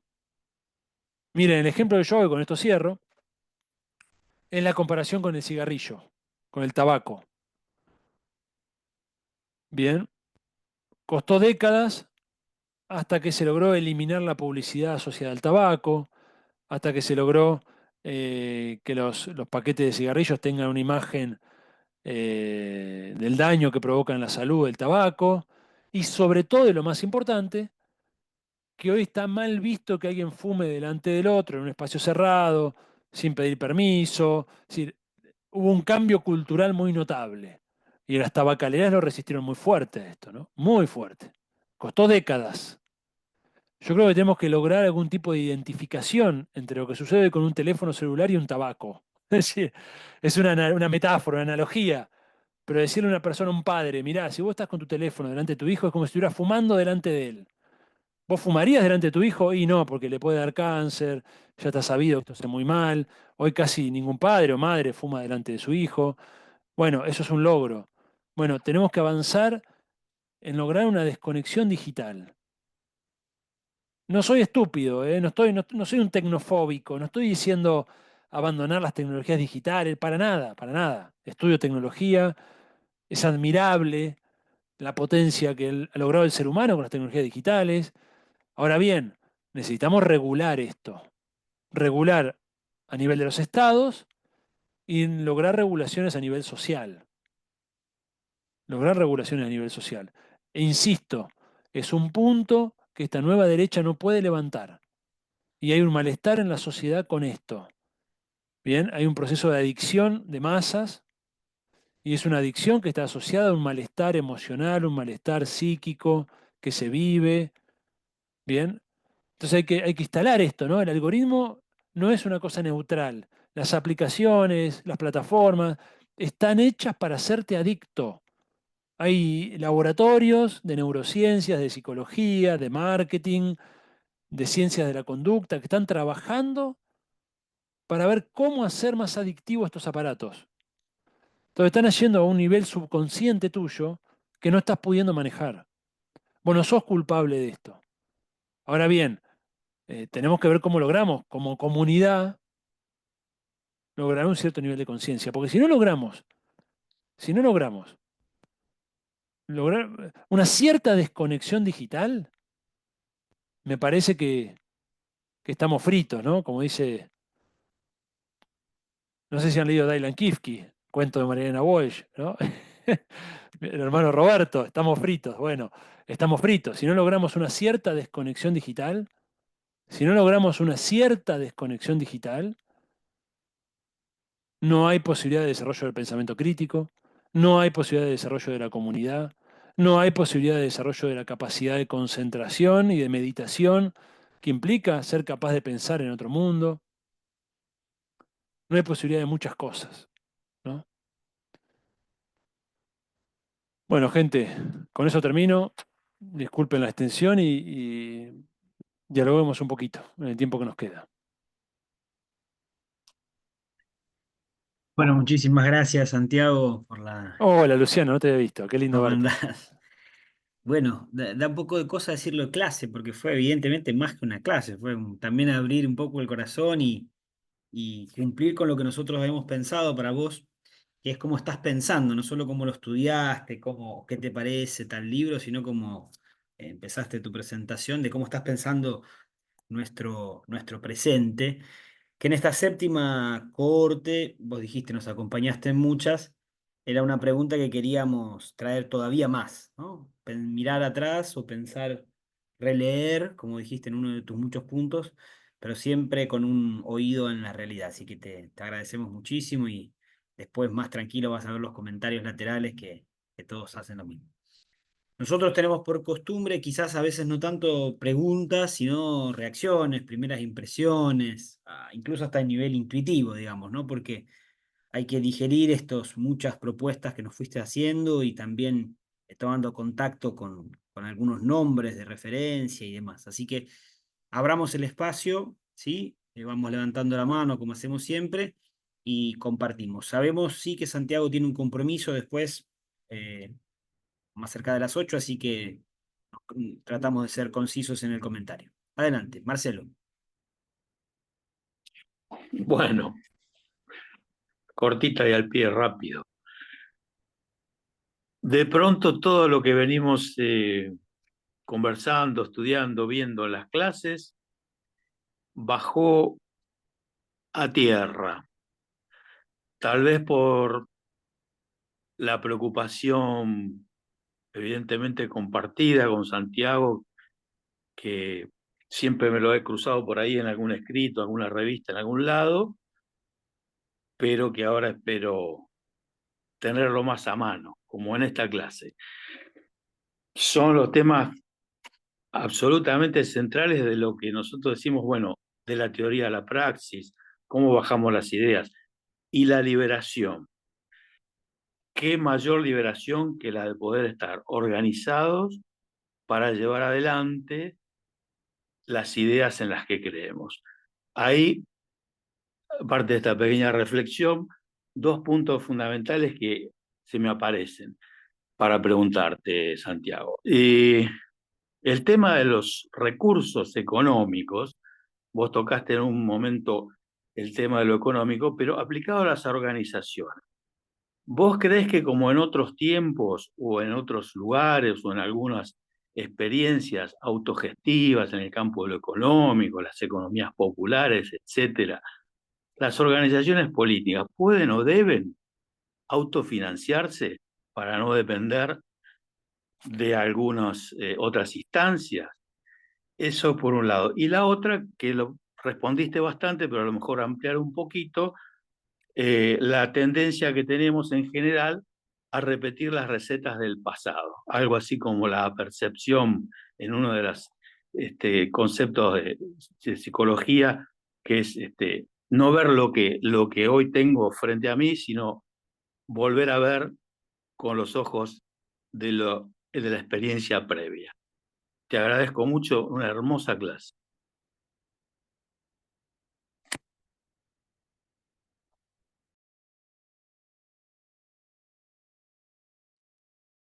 Santiago, si querés, vamos haciendo así de a uno. No, juntemos varios, que hablen. ¿Sí? Yo ya hablé mucho. Después contesto, Marcelo, gracias. Bien. Bueno, algún Voy otro anotando todo lo que comentario. dicen, voy anotando. Armando, adelante. Hola, buenas tardes, ¿cómo les va? Hola Santiago. Bueno, el tema acá, excelente, todo lo que nos has planteado y que más o menos forma parte siempre de lo que discutimos en cuanto a qué hacer con formación política, económica y social, etcétera, en las organizaciones populares o las que fueran. Un tema que me preocupa es el tema del cooperativismo, ¿no? El cooperativismo entendido, digamos, como la raíz de lo que fue en su origen respecto de la organización de una comunidad o de un grupo de personas en función de algunos intereses concretos, que pueden ser económicos o no, pero ese tipo de organización está muy venida a menos porque además empieza a ser muy perseguida por la derecha, por la clase dominante. De hecho, en estos días atrás tuvimos una noticia de que hay que la Federación de Acopiadores de la Argentina, que son quienes concentran al comercio de cereales de la Argentina, está pidiendo que le saquen beneficios impositivos a las organizaciones cooperativas. esos beneficios impositivos no son así nomás, sino que están establecidos por ley, y eso implica la obligación de las organizaciones cooperativas, entre otras, de destinar un porcentaje de sus beneficios a educación y cultura de los principios cooperativos, ¿sí? Me parece que desde las organizaciones populares y desde las conducciones políticas, eso no está tomado en cuenta. Y en general no, es un factor bastante fuerte, sobre todo en algunas regiones del país, y además es un buen elemento para trabajar en organizaciones de base. Eso no sé, no sé si pregunta tampoco, pero me parece que es algo para pensarlo, ¿sí? Eso por ahora, gracias.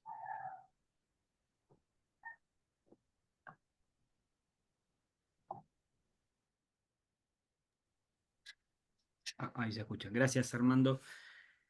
Muchas gracias por el comentario. Sumamos uno más, ¿te parece? Boris, adelante. Compañeras, compañeros, buenas tardes. Siempre un gusto y es un placer compartir estos espacios de aprendizaje. Yo estoy siempre contento de este curso, de este diplomado. Quisiera preguntarle al compañero, ¿qué opina él?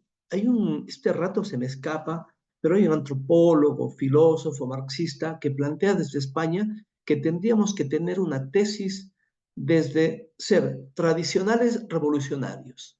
Es decir, tener una suerte de valores fundamentales que se ha olvidado en el progresismo, pero sin perder nuestra dimensión revolucionaria. Por otro lado, Noam Chomsky plantea que las redes no movilizan nada y que sería la calle el escenario de la acción del movimiento popular. Aquí, por ejemplo, el día viernes, en el Ecuador, en Quito y en Guayaquil y en Cuenca, se generó un gran movimiento de calle, de gente urbana que está de alguna manera desmovilizada, pero que frente a este gobierno parecido al de Milei, disculpen las comparaciones, o peor porque tenemos un subnormal en el gobierno, está generando ya una reacción. Y, de hecho, la calle en el Ecuador siempre ha sido el lugar donde se ventila la política, porque en los espacios institucionales del Ejecutivo, del Legislativo o del Judicial no se ganan las batallas. Es la calle, es la organización, pero la organización expresada en la calle lo que realmente genera transformación. Y creo que de eso somos testimonio también. Por último, una inquietud.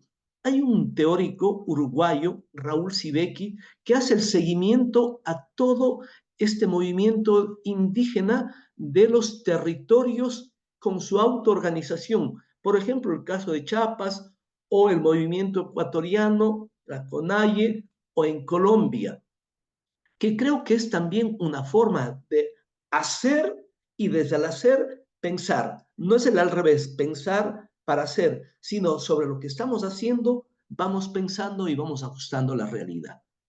Gracias. Gracias a vos, Boris. Y hay un comentario de Laura Mankel, no sé si tiene micrófono, si no lo podemos leer, pero quizás Laura, si estás con disponibilidad para conectar, para hablar, que dejó un comentario en el lateral.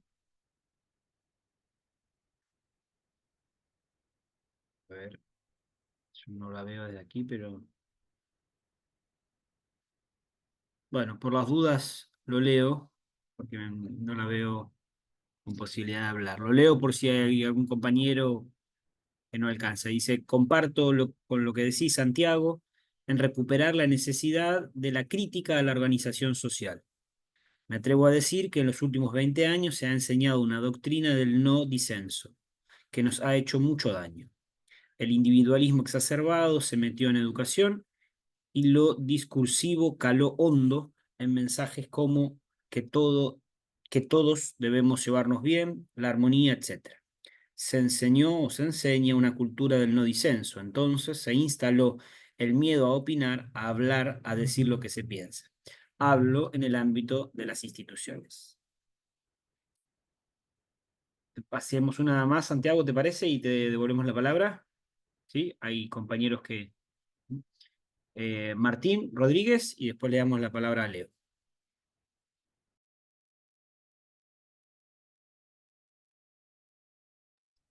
Está silenciado Martín, a ver si podemos...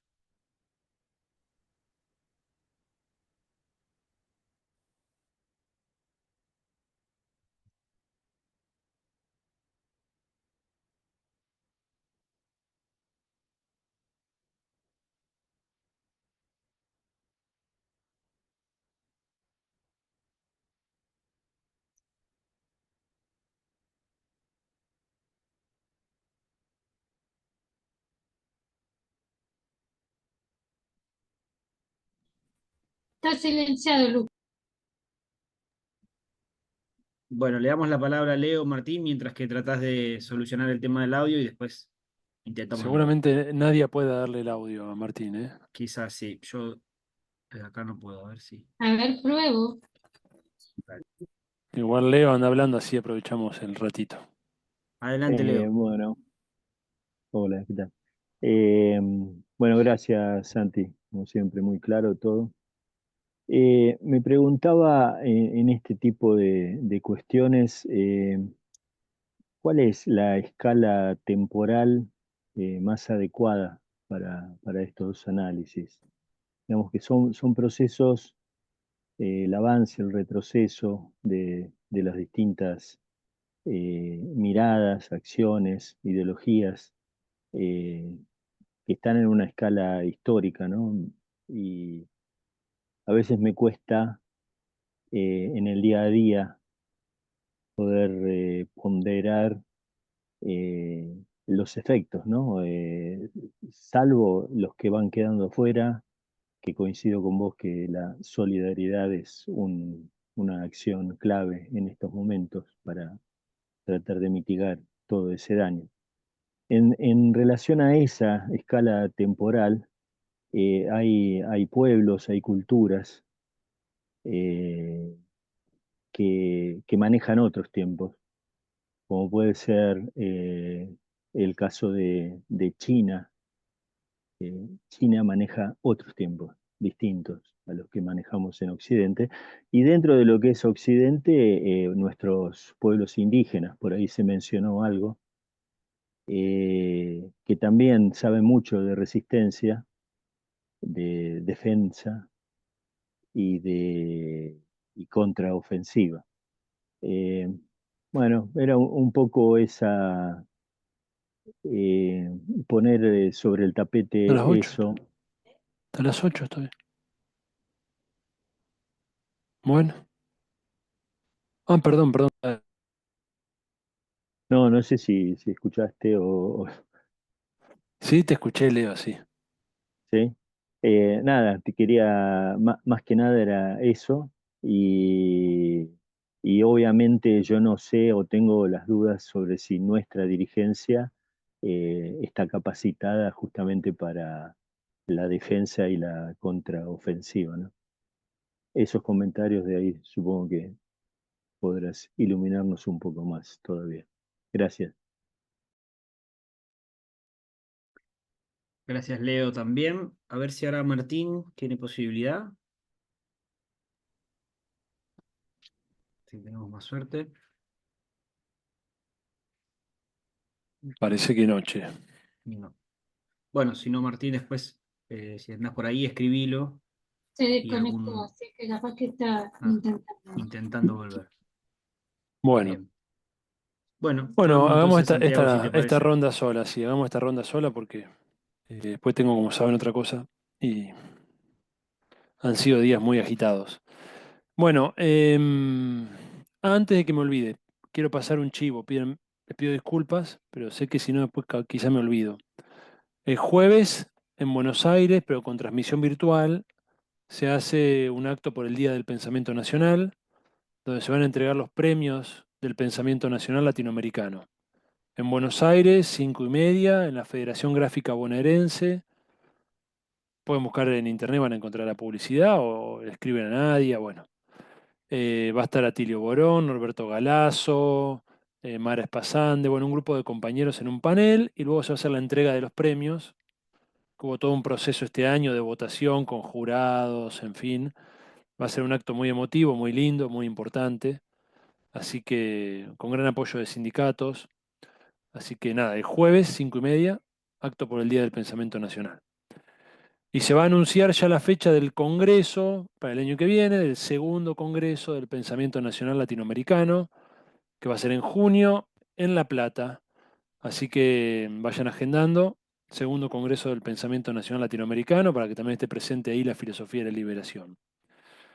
Ese es el primer chivo. El segundo chivo, que no me quiero olvidar, ahí nadie les pasó, mis materiales y demás. En el podcast, muchos de estos temas que hemos charlado hoy tienen su espacio, su episodio, así que pueden consultarlo. Pueden suscribirse también, compartirlo. Y en el canal de YouTube también van a encontrar varias charlas y luego en lo que pasó nadie ahí en ese link están también el acceso a las publicaciones. Bien. Bueno, Marcelo. Bueno, a tu pregunta te imaginarás mi respuesta, creo yo. Te veo nombre conocido, Marcelo, no sé de dónde te ubico, pero me dijiste que nos hemos cruzado. Eh, bueno, desde mi punto de vista, por supuesto, las organizaciones tienen que ser capaces de autofinanciarse, por supuesto. Soy un poco de una escuela tradicional en ese sentido, ¿no? La cotización, se decían los partidos antes, ¿no? Cotizar.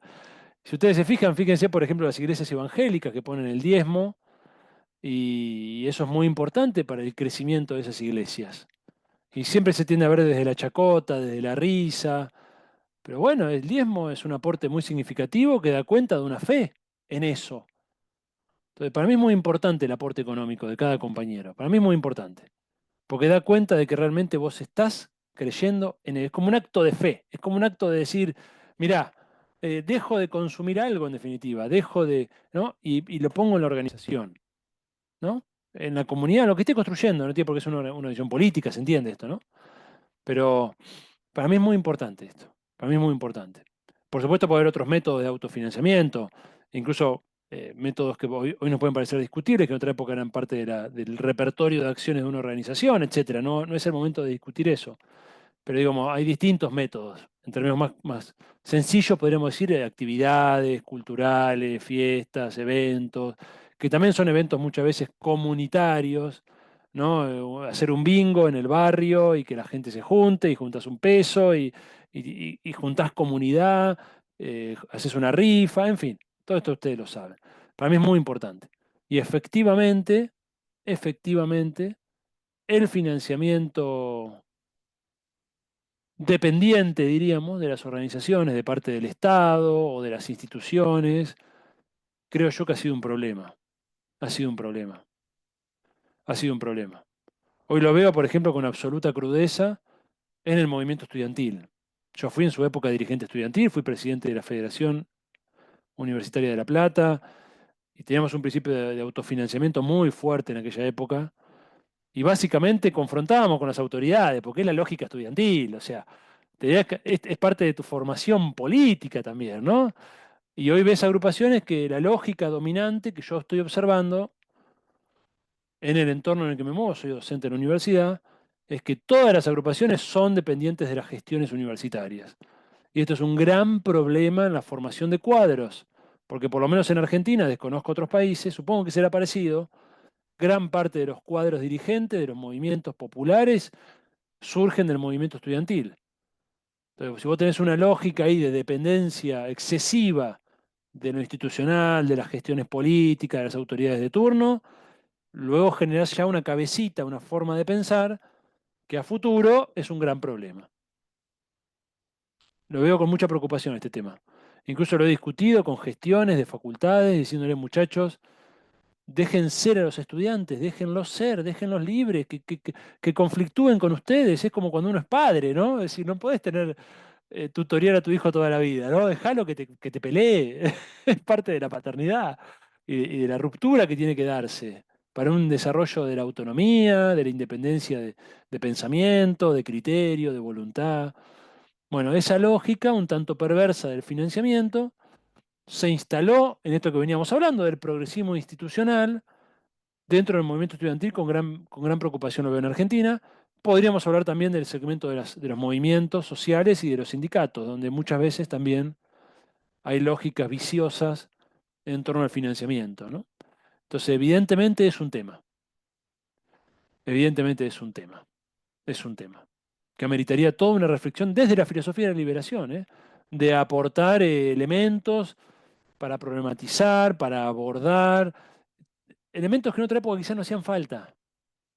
Uno ve esas historias, lo lee Osvaldo Bayer, los anarquistas de los años 20, los tipos que estaban en la pobreza, pero con valijas de dinero abajo de la cama, pero que no podían tocar, ¿no? Esos casos heroicos. Y, bueno, eso era parte de un bagaje cultural que hoy no existe. Hoy el manejo de recursos da lugar a situaciones muy complejas, muy complejas, muy complejas. Entonces, evidentemente, parte de esa dimensión espiritual que tenemos que trabajar, parte de esta dimensión ética, tiene que poner la discusión y el ojo sobre los recursos, porque además han sido un punto débil de los movimientos, de los procesos políticos populares. Han sido un punto débil, han sido un punto débil. Entonces, si no hacemos una crítica en ese sentido, tenemos un gran problema, ¿no? Bueno, segundo punto. Armando, cooperativismo. Bueno, ahí en el libro que sacamos este año, El subsuelo de la patria, enfocamos en el proceso de organización de la economía popular, que como bien sabes vos, que veo que sabes del tema, es un segmento. Luego tenés un cooperativismo asociado, por ejemplo, a la prestación de servicios públicos en muchas localidades del interior, que tiene ciertas características. Tenés otro cooperativismo más empresario, que tiene otras características. Entonces hay como, lo primero que diría es, bueno, hay distintos segmentos. Todos probablemente, en los términos que vos lo planteaste, sean atacados por una lógica sistémica del capitalismo, que es que tiene que haber un capital y un trabajo, y un capital opuesto a un trabajo, y un capital que tiene que obtener ganancias de un trabajo, ¿no? Entonces el cooperativismo como tal molesta, es un problema. Yo diría que, por lo tanto, en una lógica capitalista siempre va a tender a estar a la defensiva, ¿no? Eh, Sintomáticamente, en el caso argentino, en este momento está siendo fuertemente atacado, sobre todo el cooperativismo vinculado a la economía popular, ¿no? Están incluso siendo procesados, están sufriendo situaciones judiciales muy jodidas, de las cuales el gran público no tiene ni idea, ni idea, ¿no? Yo lo sé porque tengo mucha cercanía con ese sector y están pasándola jodido, mal, y bueno, efectivamente es un tema, ¿no? Es un tema, es un tema. Tiene su complejidad también. La discusión del cooperativismo y la revolución, digámoslo así, viene ya de la época de Marx. Ahí tiene sus bemoles y sus matices, pero comparto con vos que indudablemente es un elemento potente, ¿no? Es un elemento potente, que hay que volver una y otra vez y sobre todo ver cómo lo mejoramos técnicamente, que suele ser el gran cuello de botella, ¿no? Yo en la UTN, ahí está Gerardo conectado, secretario de Investigación de la UTN de La Plata. Yo trabajo en UTN en la parte de extensión vinculada a la economía popular. Entonces hacemos apoyo técnico a cooperativas de economía popular. Y bueno, y uno encuentra una serie de problemas técnicos muy grandes, ¿no? Hablábamos más temprano de la pérdida de capacidades organizativas en un pueblo. Bueno, también hay pérdida de capacidades laborales y pérdida de capacidades técnicas. Esto es evidente. Para aquel que patea un poco el territorio, hay pérdida de capacidades laborales y hay pérdida de capacidades técnicas. Conocimientos que estaban dispersos en una sociedad hace 100 años, hoy ya no lo están, ¿no? En otra época, más o menos, cualquiera se podía dar maña para arreglar una máquina. Hoy no existe eso. También las máquinas son más sofisticadas y eso fue haciendo más obtrusa la tecnología, más alejada. Entonces, todo va requiriendo un mayor procesamiento técnico y, bueno, en fin. Entonces hay que pensar las formas de fortalecimiento técnico. En Argentina se habían dado algunos pasos en ese sentido interesantes. Hoy se cortó todo, pero había unas políticas de asistencia técnica interesantes. Y después pensar que es un segmento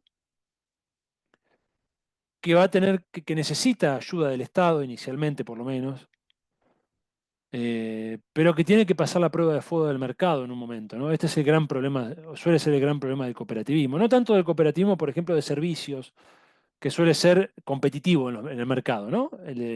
Las cooperativas de servicios públicos. En general, las que yo conozco, por lo menos, son buenas, andan bien, suelen tener precios más baratos que las grandes corporaciones, etcétera. Pero en general las cooperativas, por lo menos de la economía popular, no conozco tanto el segmento de cooperativas más empresarias, suelen ser bastante débiles en cuanto a su competitividad en el mercado, ¿no? Entonces ahí tenemos un problema también que resolver. O decís, bueno, lo sostengo en el largo plazo como parte de una política social de contención, o tengo que ver cómo esto en un momento tiene que sobrevivir sin el apoyo estatal, ¿no? Es decir, esta discusión tiene que ser saldada de alguna manera, ¿no? Sea por un lado o por el otro. En fin, es todo un debate y ahí en el libro un poco se aborda, ¿no? Un poco se aborda. Si bien está focalizado en la cuestión organizativa, está un poco la discusión del cooperativismo. Boris, de Ecuador, según creo, hacía referencia a un autor español, entiendo, que planteaba esto de ser tradicionales revolucionarios. Vengo siguiendo con interés el proceso de esta dirigente alemana, no sé si la conocen, Sarah Wagenknecht. ¿La ubican? Si no escribo su nombre en el Sarah Wagenknecht. Es una dirigente de una izquierda alemana, que sería básicamente lo que vos estás planteando, ¿no, Boris? Una izquierda conservadora se definen, ¿no? ¿Conservadora en qué sentido? Bueno, en que no tienen, que en algunos elementos, podríamos decir, levantan algunas de las banderas que está levantando esta nueva derecha, ¿no? En relación, por ejemplo, al papel de la familia en la sociedad, en relación al valor de lo patriótico, de las tradiciones, pero es una, por ejemplo, el caso de Sarah Wagenknecht, es una persona de izquierda, o sea, es una persona de izquierda. Entonces es una síntesis. Yo no conozco a este autor español que me está nombrando, pero en otra charla que di me mencionaron a un grupo político español que estaba en esa línea, así que veo que es una síntesis que está tendiendo a emerger, ¿bien? La de esta especie de izquierda conservadora. Eh, Incluso en Argentina uno puede observar en algunas figuras, ¿no? Quizá lo que está representando Moreno no es de izquierda, es peronista, industrialista, pero bueno, un poco busca recoger ese guante, ¿no? De las tradiciones, de la familia, de la comunidad, etc. Me da la sensación que algo de eso va a tender a emerger. Va a tender a emerger. Eh, yo creo que es un movimiento positivo en la medida en que no se pase de vuelta, ¿no? Todo en la política y en la vida es un tema de equilibrios, de justos medios, ¿no? En eso me gusta mucho a mí el pensamiento de Perón, que recupera una vieja tradición del justo medio aristotélico, ¿no? Y de la virtud, etcétera, de la ética de la virtud. Todo es un tema de justos medios. Yo creo, sí, en el valor de la tradición, de la familia, de la comunidad, de esas instituciones tradicionales, pero no podemos desconocer que mucho de lo que sucedió en las últimas décadas fue una reacción a situaciones que se vivían en esos contextos que no estaban buenas, ¿no? Entonces tampoco hay que tener un giro que nos pase de vuelta hacia un ultraconservadurismo, ¿no? Entonces el tema es cómo logramos un punto medio. Y Perón, por ahí Boris no lo conoce bien, pero en la obra de Perón, la obra escrita me refiero, ¿eh? La obra escrita. Después la política tiene toda su complejidad, como cualquier figura política. Incluso más aún, ¿no? Porque la figura de Perón es una figura muy, muy, muy compleja en su evolución en el tiempo. Pero uno ve la obra escrita de él, está muy claro esta idea del justo medio, ¿no? Una sociedad donde se realice el individuo y la comunidad, ¿no? Es decir, ambas dimensiones, ¿no? Uno podría decir tradición e innovación, la posibilidad del desarrollo del capital y del trabajo, ¿no? Está siempre esta idea en Perón, ¿no? Está siempre esta idea, la comunidad organizada. Algo de ese justo medio creo que hay que encontrar. Es decir, creo que la izquierda liberal, antitradiciones, hiperindividualista, de una deriva identitaria, de microgrupos, de fragmentación, en definitiva, es una deriva absolutamente inconducente, es una deriva neoliberal desde mi punto de vista. Esto ya lo decía, por ejemplo, un marxista, ahí se me fue el nombre, en los años 90, teórico de la literatura, de la crítica literaria. Bueno, ya lo decía Christopher Lasch en los Estados Unidos, otro autor de izquierda en los años 80. Y lo decía el propio Hobsbawm, si ustedes revisan su obra lo va a plantear. Si ya venía siendo observado este problema de la deriva posmoderna del pensamiento crítico de la izquierda en el mundo, ¿no? Por lo menos en Occidente. Entonces, algo de lo comunitario, de lo tradicional, de lo colectivo en ese sentido debe ser recuperado, del papel de la religión en la política y en la sociedad, ¿no? Porque esto sobrevuela todo el tiempo en estas cuestiones. Entonces yo creo que algo de esto tiene que ser recuperado sin que esto implique pasarse de vuelta para el otro lado, ¿no? Que este es el gran riesgo. Este es el gran riesgo, ¿no? Caer en un integrismo católico, en una derecha conservadora, ¿no? Un excesivo énfasis, una cosa de un retorno a la mujer tradicional. Todo eso realmente, desde mi punto de vista, es nefasto, ¿no? Es nefasto. Entonces, ese punto medio es difícil de lograr, pero tenemos que apuntar ahí. Desde mi punto de vista hay que apuntar ahí. Porque ese núcleo de sentido que la derecha logró interpelar es un núcleo de sentido muy profundo para la sociedad. Sobre todo el concepto de familia. En la vida de todos ustedes, la familia, la diferencia nuestra con un conservador, ¿cuál tiene que ser? Para el conservador la familia siempre es hombre, mujer, hijo, y se acabó la cuestión, ¿no? Esa es la familia, sentido conservador. Nosotros no tenemos que reproducir eso. Familia es lo que uno logra construir en una vida que es muy compleja para cada uno de nosotros. Y no nos tenemos que meter en cómo construir tu familia. Pero la familia es un aspecto esencial de nuestras vidas. Es esencial, ¿no? Es esencial. Y de hecho trabajamos para juntar el dinero para que nuestra familia esté bien y hacemos lo que hacemos en buena medida por nuestros hijos y nuestra familia. Entonces, ese discurso de la familia que es tan importante y tan sentido, lo abandonamos. Y lo tomó la derecha. Lo tomó la derecha. Cuando es un discurso, un amigo mío siempre dice, ¿no? Es un discurso, el discurso de la familia es un discurso comunista, dice él, porque la familia es el único ámbito no mercantil. Es decir, vos no le cobrás a tus hijos para darle de comer.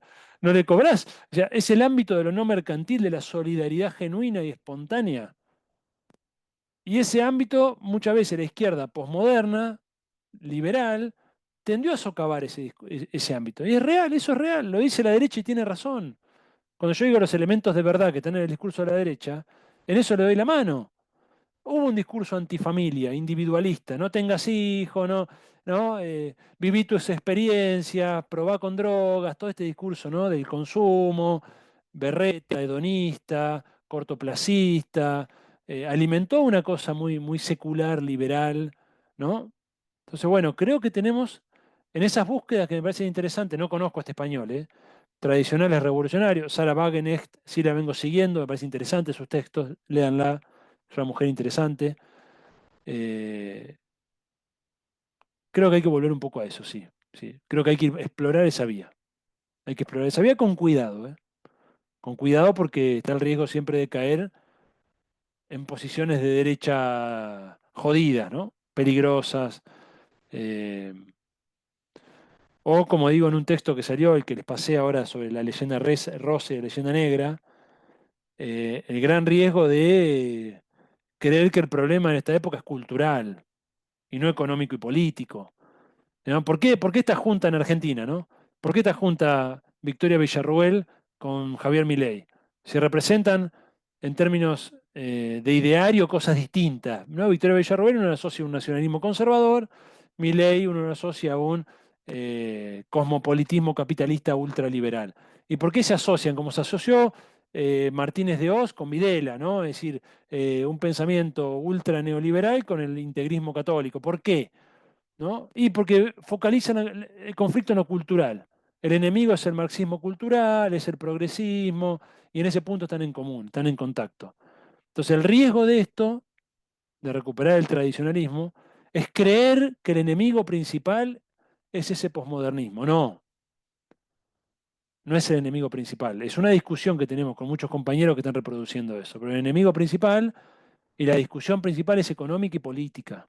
Es el gran capital, es el imperialismo, son esos los factores que realmente afectan el desenvolvimiento de la sociedad. No tres autores posmodernos, ni cuatro grupos de colectivos queer, trans, no sé cuánto, ¿no? No ese es el enemigo, no confundamos, no confundamos. Donde pusimos el enemigo ahí, ya nos pasamos a una ubicación de derecha jodida.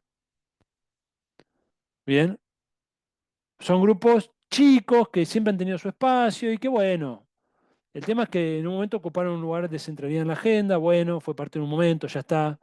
Volvamos a ubicar la agenda donde tiene que estar puesta, ¿no? También decía Boris, voy a acelerar porque me quedan 8 minutos. También decía Boris lo de centralidad de la calle y no las redes sociales. Bueno, se imaginarán que pienso igual, no voy a enfatizar eso. Sin embargo, creo, como lo dije, la batalla comunicacional es clave, hay que tener estrategia, no se puede abandonar ese frente, pero sí en la calle no hay poder popular. No hay poder popular. Yo siempre pongo el siguiente ejemplo, ¿no? Vamos a un caso más reciente. Cuando daba charlas a principio de año ponía el ejemplo del paro de la CGT en Argentina. Y yo decía que fue un momento clave, ¿no? Para poner un freno en ese momento al gobierno de Milei. Y el ejemplo yo decía era, ¿qué pasa si en vez del paro de la CGT, el 23 de enero hubiéramos hecho un tuitazo nacional? No pasaba nada. No pasaba nada. Nada. ¿Por qué fue un hecho el 23 de enero? Fue un hecho porque hubo un paro nacional que paró al país. ¿Por qué fue un hecho lo de los chalecos amarillos en Francia? Porque salieron y hicieron pelota a París. No fue un hashtag, ¿no? De rompe todo París. No. La gente salió, protestó contra las políticas del presidente, etc. ¿Por qué estuvo la Plaza de la Dignidad en Chile? Porque la gente salió a la calle y la pudrió, ¿no? Entonces, la calle, el conflicto. Incluso queda una discusión que no la hemos dado hoy, pero creo que es muy necesaria en relación con la violencia popular. Y tiene que ver con lo que dijo Laura, que voy a decir más tarde, ¿no? O ya lo toco ahora, ¿no? Un problema del progresismo institucional y de la posmodernidad en general fue tender a evitar el conflicto. Fue tender a evitar el conflicto. Y esa posición nos debilita. Nos debilita.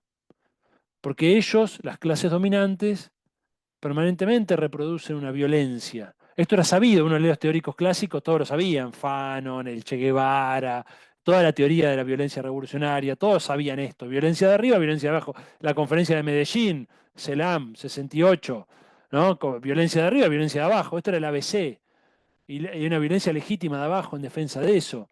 Ahora, cuando vos perdiste la posibilidad de hablar de la violencia, del conflicto en las calles, de la pelea, de la lucha, ¿en qué posición te quedás? ¿En qué posición te quedás? También perdiste capacidades de lucha. Perdiste capacidades de lucha, ¿no? Entonces ahí creo que tenemos que volver a ver la cuestión del conflicto, ¿no? Una subjetividad incapaz de ir al conflicto es un problema para nosotros. Es un problema. Porque las clases dominantes jamás van a ceder sus beneficios, sus privilegios, si no es mediante la lucha. Y la lucha es siempre violenta. No quiero decir que sea armada ni nada de eso, que puede ser una discusión, pero en otro momento histórico. Pero siempre es violenta, porque cortar una calle, cortar una ruta, hacer un paro, son formas de la violencia, son formas de la violencia, van acompañadas de eso. Entonces, necesitamos volver sobre esas dimensiones, me parece, de la discusión, ¿no? Y respecto a Sivecci, bueno, la obra de Sivecci, yo la tengo hace años, no lo leo. A Raúl en su momento sí lo leí. Lo tengo muy asociado al autonomismo tipo Holloway, ¿no? Es decir, anti-Estado y antipoder y anti-organización en general, o antipartido. Yo estoy en una mirada distinta a la de ellos. Hoy me parece que es una mirada muy minoritaria, muy en retroceso. En una época tuvieron su auge, ¿no? Años 2000. Por eso no sé en qué estará Sivecci en este momento. Eh, Así que no puedo opinar demasiado sobre eso, ¿no? A mí siempre me pareció mucho más rico, infinitamente más rico, el abordaje de la política de Dussel que de Sivecci. Infinitamente más rico. Donde Dussel incorpora el elemento del poder hacer, digamos, de ese poder que tanto reflexionan Holloway y Sivecci, y Negri de otro lugar. Y él incorpora eso, pero también incorpora el poder sobre, ¿no? Del poder estatal, del poder que es dominación, y nos enseña la dialéctica de esas formas del poder. Entonces yo, la verdad que me iría por Dussel, ¿no? No por Sivecci. No por Sivecci. Hace mucho no lo leo. Le tengo respeto, es un gran autor, pero bueno, no es una mirada que a mí en lo político me sirva demasiado, ¿no? Y para cerrar, lo de Laura creo que ya lo respondí. Lo de Leo, y con esto cierro. Leo habló de la escala temporal. Efectivamente, vos sabés que hace poco Leo hizo unas columnas, quizás las escuchaste ya sobre el tema, recuperando algunos autores. Efectivamente, hoy hay un tipo de dominación, esto lo dice un autor alemán, Hartmut Rosa, una de las últimas columnas que hice en la radio, en base a su libro Aceleración y Alienación.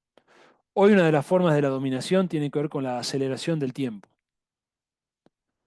Esto es un problema, o sea, estamos yendo a sociedades muy complejas que requieren incorporar cada vez más autores, cada vez más dinámicas que es preciso comprender, ¿no? Y efectivamente la alienación por la aceleración es un fenómeno nuevo.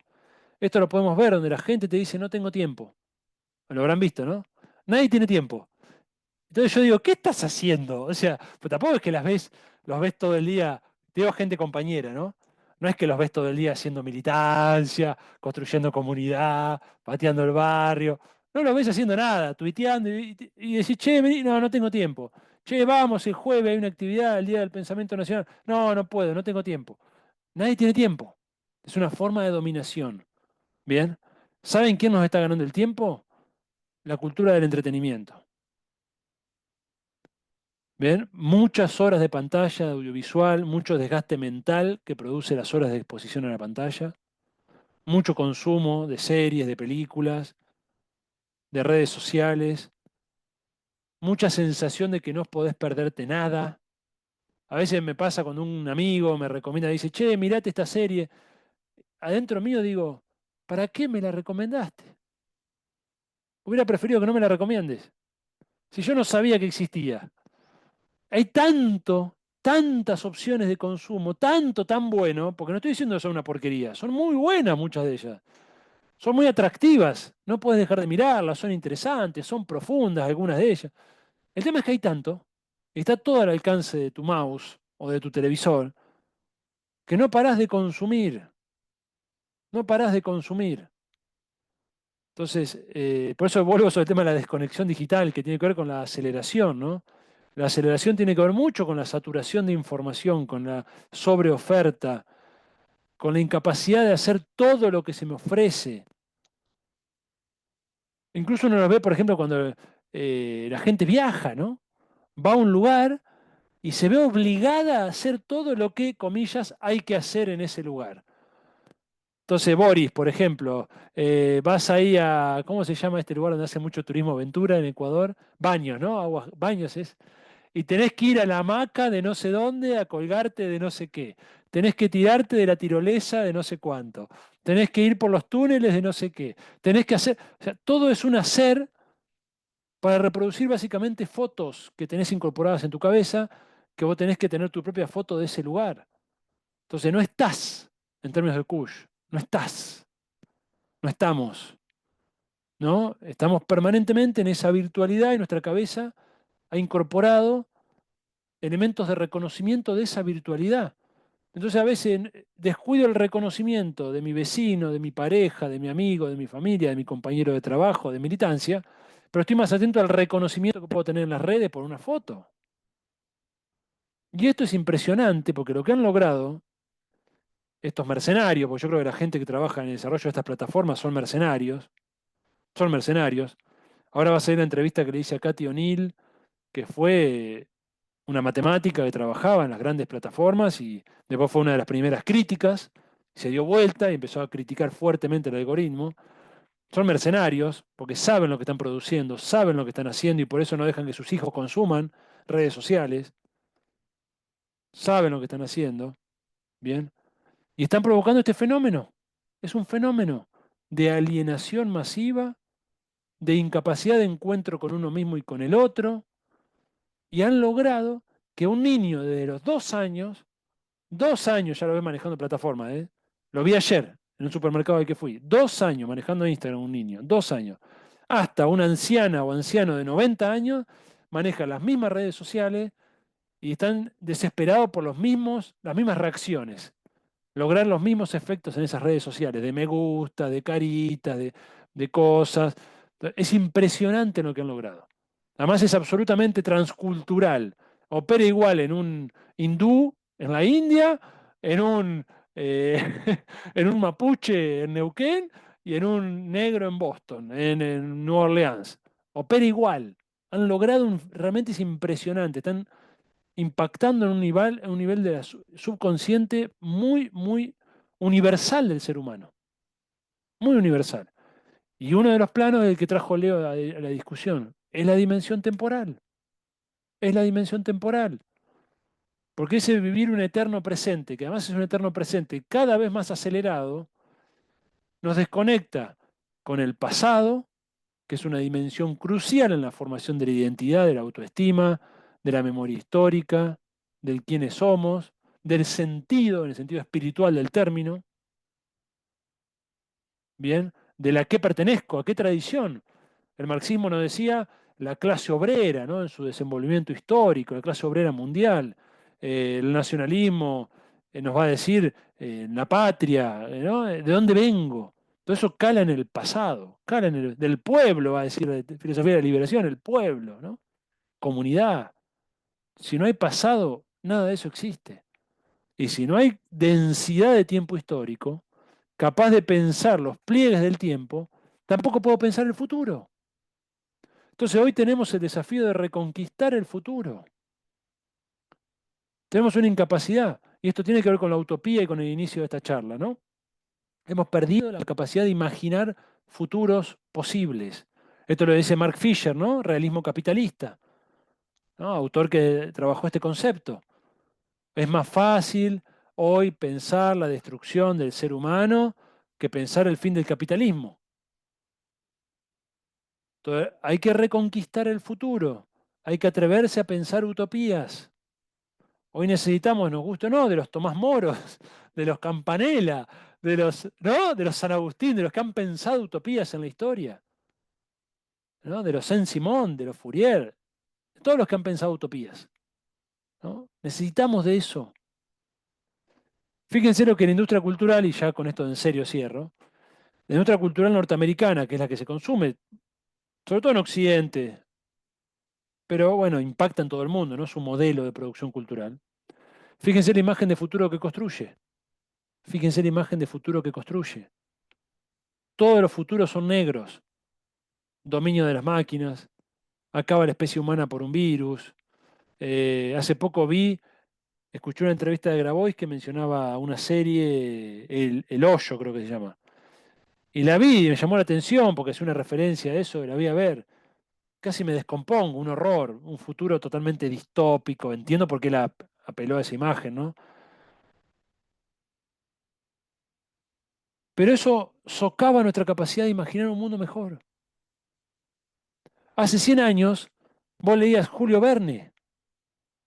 Y Julio Verne te mostraba la posibilidad de máquinas que eran capaces de llegar y colonias en la luna y cosas. Y así había una cantidad de autores que te abrían mundos posibles, ¿no? La literatura utópica, la literatura de ciencia ficción. Hoy el futuro aparece negro. Y esa negritud que transmite esta industria cultural es de dominación. Porque sin capacidad de pensar el futuro, bueno, es este eterno presente en el que estamos. Así que creo que la filosofía de la liberación tiene que hacer también un aporte en ese sentido, ¿no? Bueno, gente, los dejo y les agradezco el espacio. Santiago, el agradecimiento es nuestro. El aplauso, aunque virtual, lo queremos hacer sentir. De nuevo, agradecerte la disponibilidad siempre para las distintas intervenciones que tenés para nuestra diplomatura. Y desde ya, gracias a todos los que participamos. El próximo lunes a las 18 tenemos el último encuentro con Ricardo Salas, así que es allí, lo esperamos, nos esperamos, para cerrar este camino de la diplomatura. Gracias, buenas noches y hasta la próxima. Muchas Gracias, Santiago, de gracias. nuevo. Un abrazo, Santiago. Saludos a todos. Gracias.